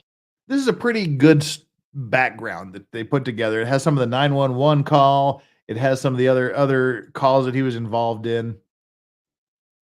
It's like 20 minutes long. That'll get us for the next 30 minutes, and then we can bump on over to Kurt, I think, while I get through the last of my cigar. Drugs, and murder. The twisted and tragic tale of ALEX MURDAUGH, a member right. of one of South Carolina's most prominent. See, Law and Crime's calling him Murdaugh, But everyone I've heard, including the judge and everything, is Murdaugh, and it's spelled Murdaugh, so we're calling him Murdaugh. Families as he goes on trial for the murders of his wife Maggie and son Paul. We take a look at the murders, allegations of cover-ups and financial crimes. And as we said yesterday, we know who his favorite son is. Poor Paul. I'm Anjanette Levy, and welcome to Law and Crime Sidebar Podcast. The double murder trial of ALEX MURDAUGH will likely be the trial of the century for South Carolina's Low Country. The murder case against Murdaugh started on June 7th, 2021. Yep, so we're setting out some of the early details here. To unravel, crumble, really. The name ALEX MURDAUGH became known across the country and really... He's a tall guy. I didn't realize he was that big. That's got to be 6'6", 6'7". It's like Jack Reacher. I just say Jack Reacher because I hadn't watched Reacher, and then I started watching that this morning, and I binged the hell out of Reacher. What a great show that was! I tried not to watch it because I hated the Tom Cruise movie with a passion, because he's like 5'3" or 5'4", and Jack Reacher's supposed to be 6'5" and a big dude. But I really like the Reacher series. That was good. But anyway, tall guy. Murdaugh was a former prosecutor who was part of a legal dynasty in the area. His father, grandfather, and great-grandfather had all served as the solicitor of the 14th Judicial District. Michael Kenner, thanks for being here. A prosecutor or district attorney, as we would know it. ALEX MURDAUGH called 911 from the family's hunting estate, telling the 911 call taker on that evening that his wife and son had been murdered. Here's the 911 call. This is ALEX MURDAUGH at 4147 Moselle Road. I need the police and the ambulance immediately. My wife and child got badly. Okay, you said 4147 Moselle Road in Allison? Sir?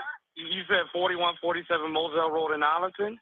Yes, sir. 4147 Moselle Road. Stay on the line with me, okay? Okay, did you hear anything, or did you come home and find them? No, man, I've been gone. I just came back. Okay, and was anyone else supposed to be at your house? No, ma'am. Hey, Cricket. Please hurry. We're getting somebody out there to you. Okay, what is her name? Maggie and Paul. Murdaugh sounds distraught on that 911 call. Sounds as anyone distraught. in his position would be. Is he after really finding distraught? Their wife and son shot to death. The shootings happened in and outside of a dog kennel on the family's sprawling hunting estate in Colleton County. Looking at the family from the outside, it appeared they had everything. But slowly, details started to come to light that showed the family's life was anything but picture perfect. Earlier on the day of the murders, ALEX MURDAUGH. He's lost a lot of weight. I guess being in prison for a year or so will do that to you. Murdaugh's law partners had confronted him about concerns over money missing from the firm. Paul Murdaugh was facing a boating while under the influence charge for a boat crash that killed Mallory Beach in 2019. Video showed him buying alcohol with a fake ID hours before the crash. Oops. Beach's family recently settled a lawsuit with the Murdaugh family. Then questions surfaced about the death of Murdaugh's longtime housekeeper. This is the weird part. Gloria Satterfield. This is weird. In 2018, she died weeks after a slip and fall accident at the Murdaugh house. Satterfield's son started asking questions about what happened to the money they should have received from a Murdaugh insurance claim payout, money ALEX MURDAUGH was handling for them. South Carolina's law enforcement division would open an investigation into Satterfield's death. Then questions surfaced about the death of Stephen Smith, a 19-year-old nursing student found dead in a road in 2015. Yeah, this was the hit and run accident from several years previous, like 6 years before the murders happened. So, yeah. His mother believes he was murdered and his death covered up. South Carolina's SLED reopened an investigation into his death since the Murdaugh name came up repeatedly throughout the initial investigation. 3 months after Paul and Maggie were murdered, a stunning 911 call from ALEX MURDAUGH. This is the 911 call. from his attempted self-deletion by hire. He was expecting to go out there on the road, change his tire, and have somebody blast him in the head, allegedly, so that his surviving son could get 10 mil. He just gets grazed, and now he's got this problem. He's still alive. He has to make this 911 call, allegedly. I got a flat tire, and I stopped, and somebody stopped to help me. And when I turned my back, they tried to shoot me. Oh, okay. Were you shot? I like her reaction. Oh, okay. My back, they tried to shoot me. Oh, okay. Were you shot? Yes, but I mean, I'm okay. You shot where? Where were you shot at? Huh? Did they actually shoot you or they tried to shoot you? They shot me, but... okay, wait, you need EMS? Well, I mean, yes, I can't drive. Okay. I'm and I'm bleeding a lot. I've been shot in the head, I'm bleeding a lot, and I can't see, so I guess I can't drive. Where part of your body? I'm not sure. Somewhere on my head. Your head? Somewhere on my head. Somebody just stopped for me, ma'am. For 911. Okay. Still? Hey. Okay, let me speak to him, see if he can tell me exactly where you are. It turned out ALEX MURDAUGH knew exactly who shot him. It was his cousin, Curtis Eddie Smith. His cousin. Okay, because before this, I was wondering, because the hit and run kid from 6 years ago, he was a Smith, and this guy is a Smith, and I was wondering what the connection was, but yeah, it was his cousin. He paid his cousin to shoot him in the head, allegedly. Murdaugh announced he was going to rehab for a 20-year opioid addiction, and he's later charged with conspiring with Smith to shoot him so his son Buster could get a $10 million insurance payout. Murdaugh admitting days after the shooting that it was all concocted. It was a ruse. Wow, court clerk there. She's got the whole Darth Vader mask on there. Gee.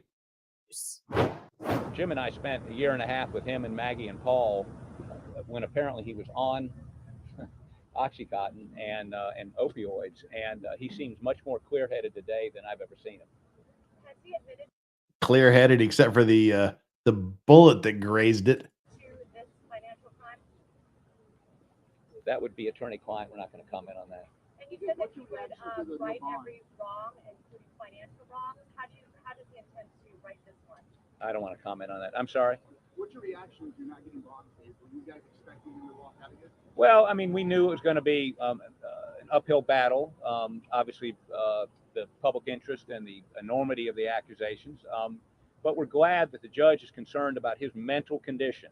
And we think we can get him a relatively clean bill of health by the end of this week, early next week, from a psychiatrist based on the 6 weeks of examinations he's had by mental health experts, both at the USA Rock's not the smartest. Months and months would pass, and then in July of 2022, a grand jury indicted ALEX MURDAUGH for the murders of Paul and Maggie.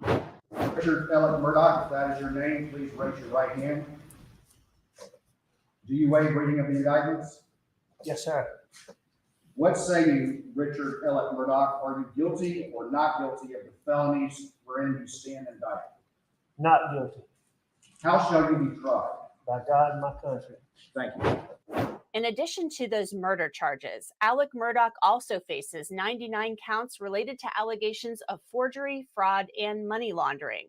Now, South Carolina's Low Country is gearing up for what promises to be the Low Country's trial of the century. Dun, dun, dun. ALEX MURDAUGH, of course, faces those 2 murder charges for the deaths of his wife Maggie and son Paul back on June 7th of 2021.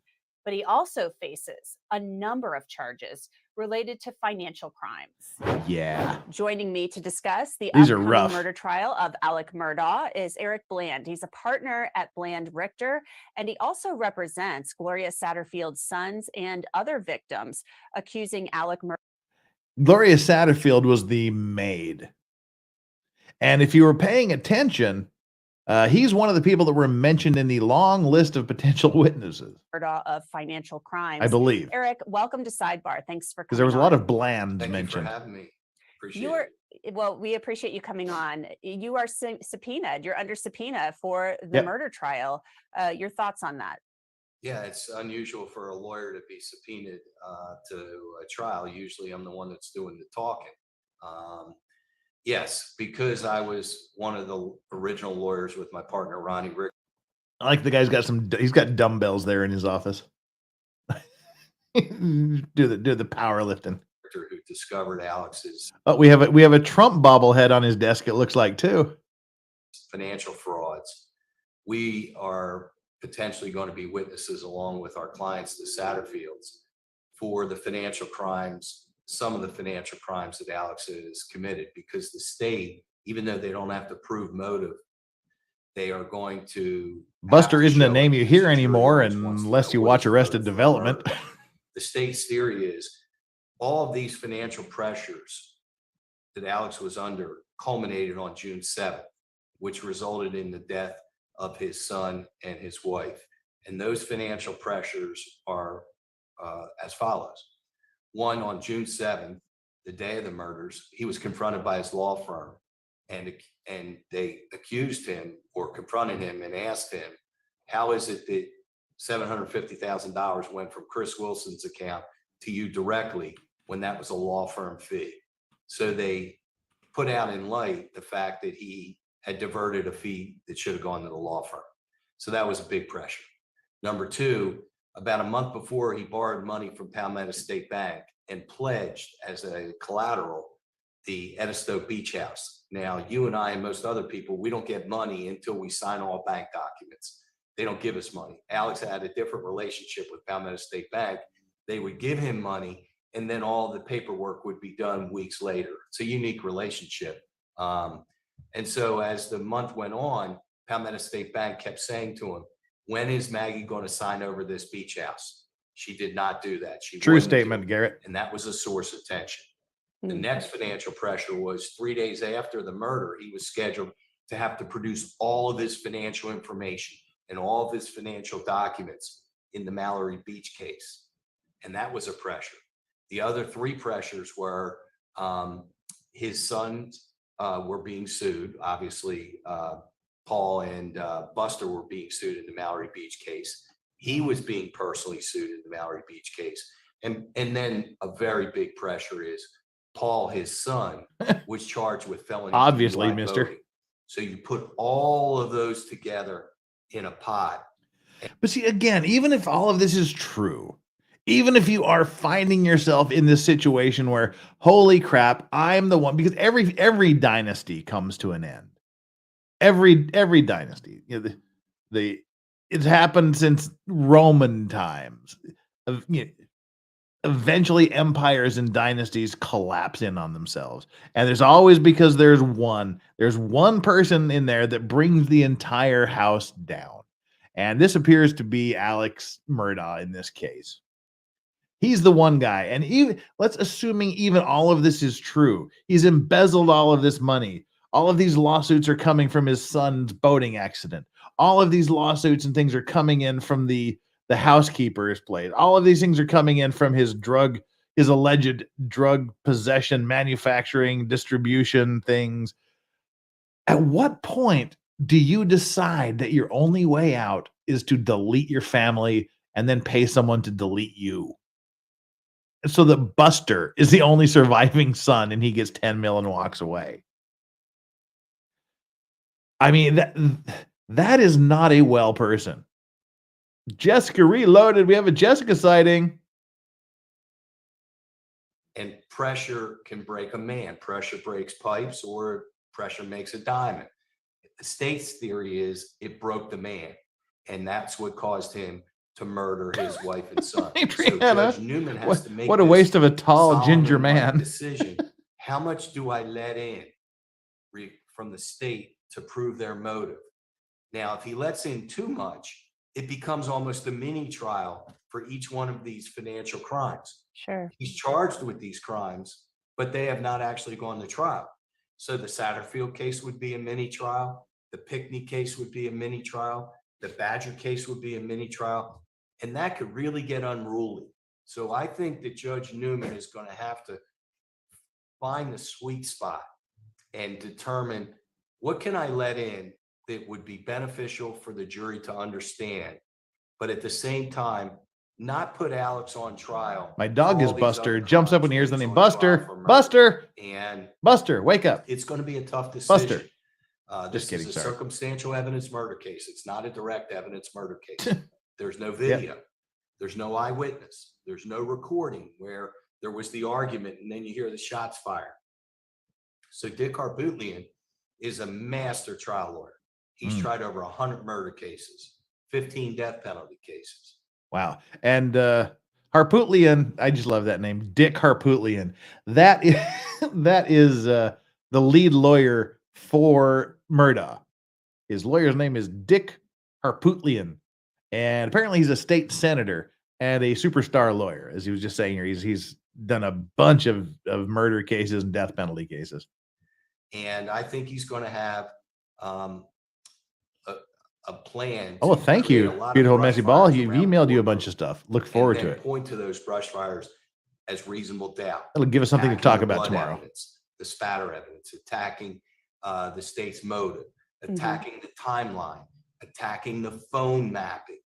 And all he has to do is create reasonable doubt. That's what I want in to see, the head of phone one mapping. juror. One juror creates reasonable doubt and decides to vote not guilty. There could be a hung jury. Now, I don't think he's going to get 12 jurors. And Jeanette is the reporter, the female reporter There is here. a good likelihood that he can sway one or two jurors who are from Cullinan County. Remember, the Murdaughs have a big history there. They're revered there. There are still a lot of people that like them, that were the beneficiary of their good deeds. And it's not going to be an easy conviction. That's why I was always an advocate that the financial crime should have been tried first, because they're the easiest to prove. You can still take the Tax poll, Ross. evasion, he John, obviously didn't take it. report $8.5 million on his taxes.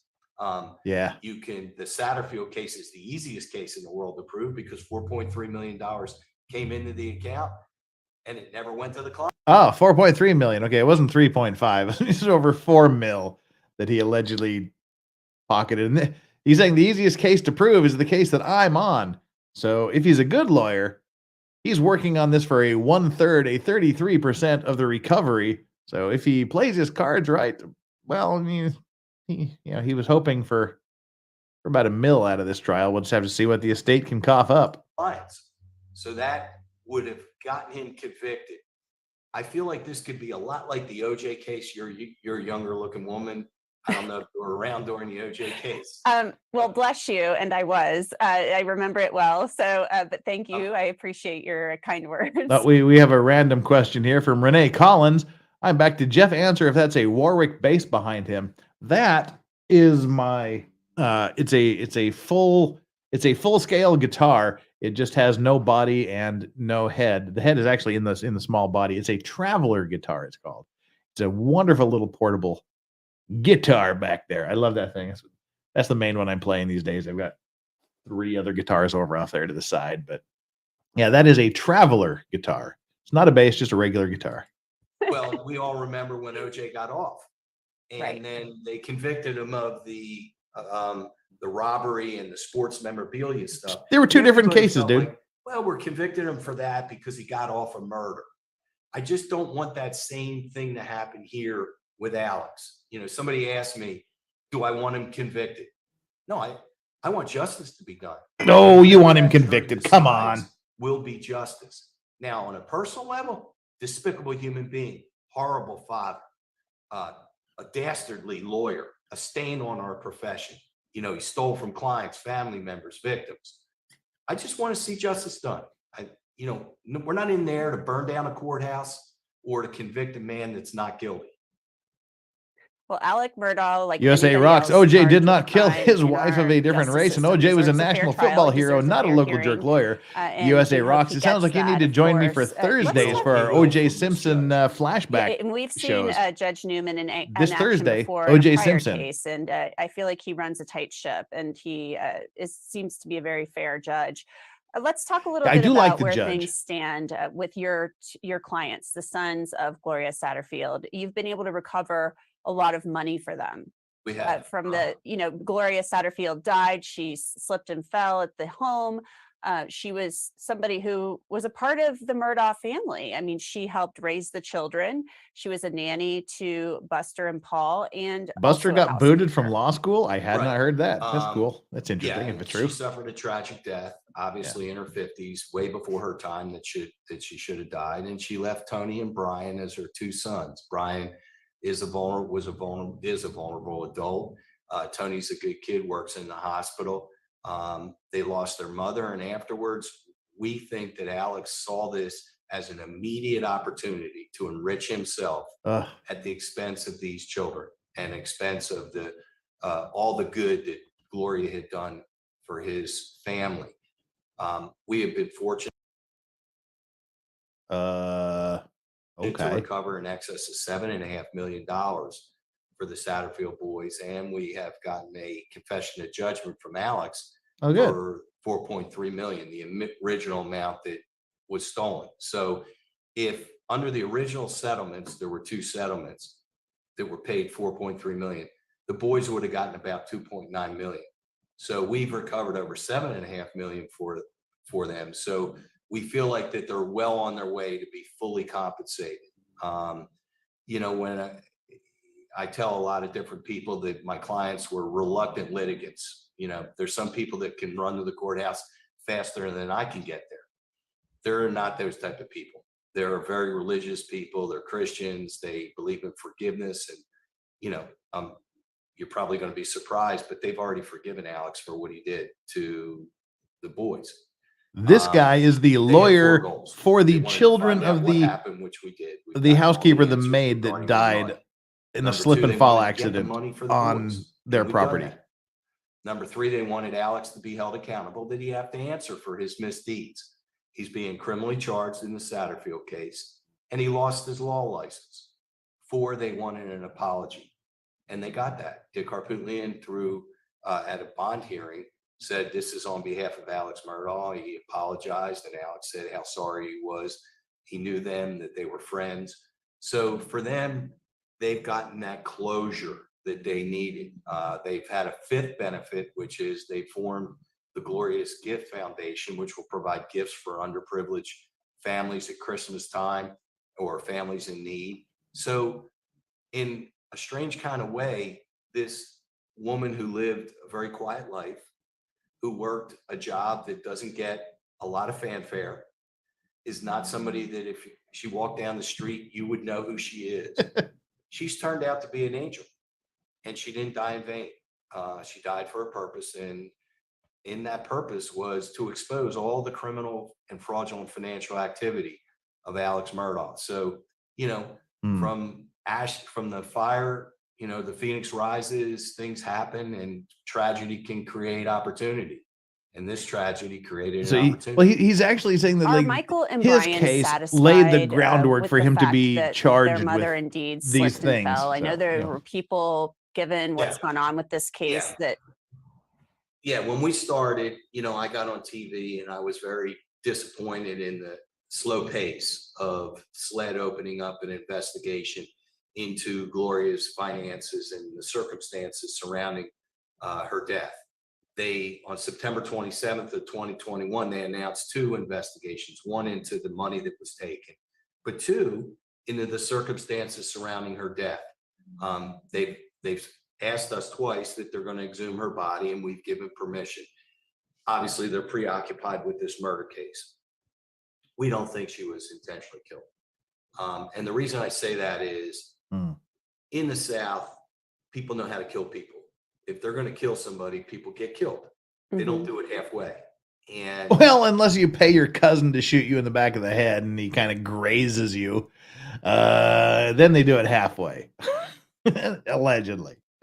I don't think if she was intentionally pushed down the stairs by somebody in that household, that person would let her get in an ambulance, semi-conscious, and be taken to a hospital only to be woken up and to say, oh no, I didn't slip and fall on those stairs. Somebody pushed me. So, But she didn't wake up. That's always the thing. That's all the crime shows, isn't it? You know, they think they got somebody, but then they don't die. They wake up later and they say, no, I wasn't pushed. But again, this is the guy. So he's saying there doesn't seem to be any foul play. So we should probably give him and his view the benefit of the doubt. I think that if they intended to try to kill her, she would have been dead way before the ambulance ever arrived on that day of February 2nd, 2018. Well, this has been a really interesting conversation, Eric, and we hope that you'll come back and join us throughout the trial. Thanks so much for coming on. All you got to do is ask. Well, if he's a potential witness, he probably shouldn't be doing For that. this edition of Law and Crime Sidebar Podcast. It is produced by Sam Goldberg and Michael Deininger. Bobby Zoki is our YouTube director. Kiera Bronson. All right. Thank you, Law and Crime, for that amazing video you did there. Thank you for letting us stream your streams as well, too. Fair use. All right. Well, that is kind of all I had prepared here for the evening. Let me cough here real. Hello, I'm back. All right, we're going to shut our poll down now. So this is your last chance to get your vote in. Make sure you hit the like button if you haven't already done so. 701 concurrent viewers, 1,245 likes, and 1,323 votes on our like and subscribe poll. Hit that subscribe button. I would be deeply, deeply appreciative if you would hit that like button. Hit the subscribe button. I would be even more appreciative if you would do that. And take our poll. Currently in last place in our poll with 13% of the votes. I was as excited to hit the like and subscribe button as getting a root canal, but I did it anyway. Coming in at third place with 19% of the votes. I was as excited to like and subscribe, hit the like and subscribe button as two single jurors meeting in court. 24% of you said you were as excited to hit the like and subscribe button as a court clerk talking to single men. And in the number one spot with 44% of the vote, I was excited to hit the like and subscribe button as someone getting out of jury duty. That's how our poll wraps up for today. And just as a statement, this is just me. As an American citizen, you have the right to sit on juries. Well, it's not really the right to sit on juries. You have what I would consider to be an obligation. It's part of your duty as an American citizen. And I don't understand. I understand it takes a chunk out of your schedule. You have to step away from work and kids and whatnot. But I think it's wrong to try to actively get out of jury duty because it's a pain in the ass. I think it's one of those civic duties that we have as an American citizen. That's one of our obligations if we're called to be on a jury. I think we have a civic duty and responsibility to participate, but that's just what I'm saying. I believe it's a duty, an obligation, and we should be honored to be called to serve on a jury. It's a weighty thing. Lawyers will never get impaneled on juries. I mean, it's very, very rare for a lawyer to be impaneled on a jury because they don't want people that know the law and can apply the law and things like that. They want people that are swayed by their arguments, to be honest. But I think we do have that civic responsibility, duty, and obligation to sit on juries. Yeah, I moved to Korea to duck jury duty. No, I was always hoping I would get called for jury duty. But then again, as a lawyer, I knew they would never accept me. But anywho, it's easy for a guy in Korea to say that. Jessica Reloaded, look at me being a good mod for the first time. Jessica Reloaded. Jessica Reloaded is dangerously close to monetization. If she hasn't already crossed that line, she needs to be. Go to Jessica Reloaded. Subscribe to her channel. She does some cool commentary stuff, some gameplay. some Am I the Asshole Reddit reads. I'll be on her channel at some point in February. I can't remember what the exact date is. I have to check my calendar, but I'll be over on Jessica Reloaded's channel in a couple of weeks to do things with her. All right. I think that's where we're going to wrap this up today. Yep, we've got all the super chats done. You guys have been fantastic. Valentine's Day, Boomer. All right, yeah, okay, it is. I have it written down on my calendar. I just don't have my calendar handy. It's over on my tablet over in the other room. So yeah, Valentine's Day, I'll be on Jessica Reloaded's channel. What's coming up for the rest of the week? Tomorrow, this trial. Thursday is a double stream. Thursday, as always, we do our O.J. Simpson flashback.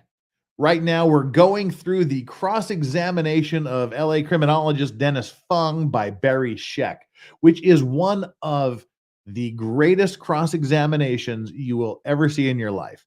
It's legal scholars, legal experts, other lawyers that are familiar with it say that it is one of the top cross-examinations of all time. And that's not an exaggeration. Barry Scheck masterfully handled the evidence collection cross-examination, the DNA cross-examination. It's fantastic. And we're going to be doing that cross-examination for the next several weeks because it's also one of the longest cross-examinations ever. The direct examination was a little over 1 day.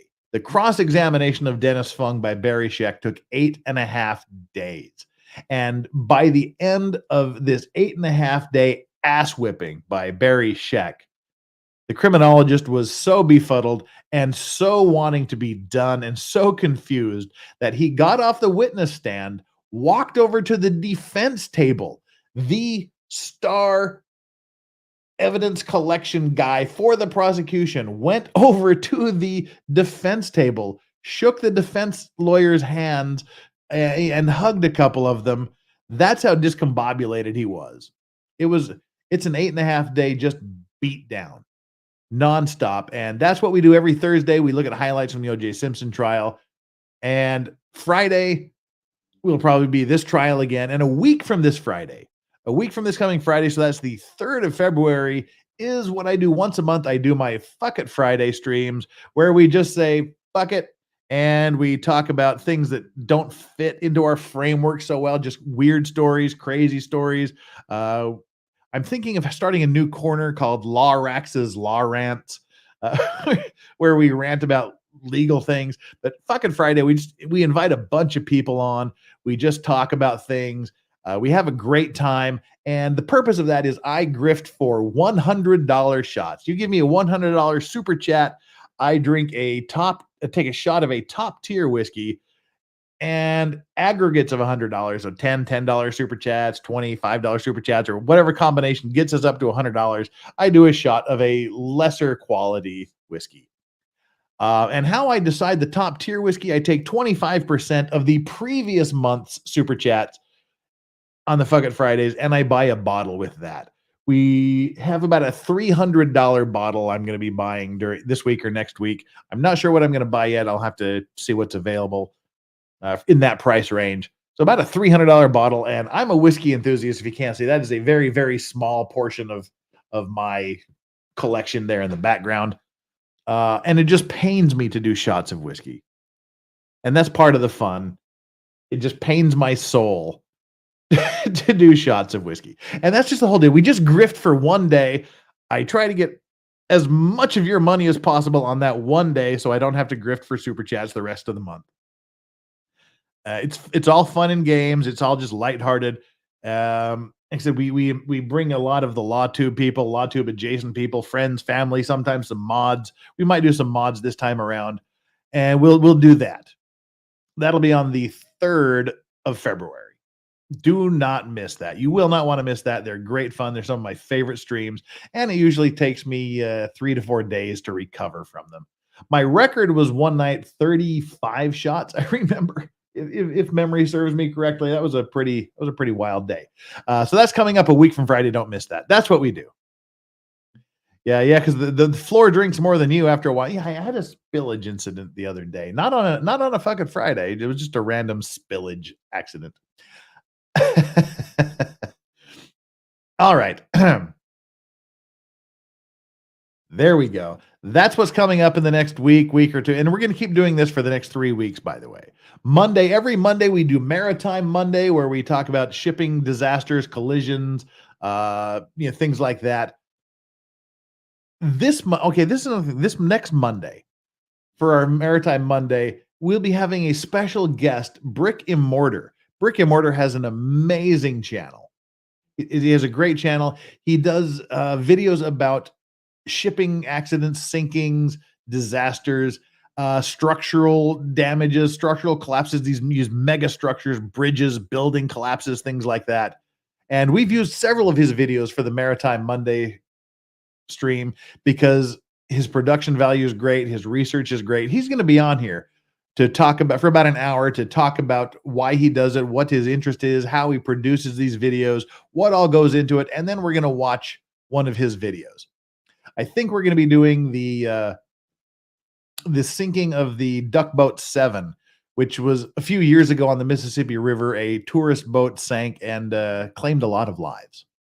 I think we're going to watch that with him on Monday. And then that Friday will be the F Friday. So there we go. That's what's coming up. Mods, I love you guys. You guys are fantastic for taking your time out of your day to help me to keep the chat going. Chat, you are the greatest chat on the YouTube platform, hands down.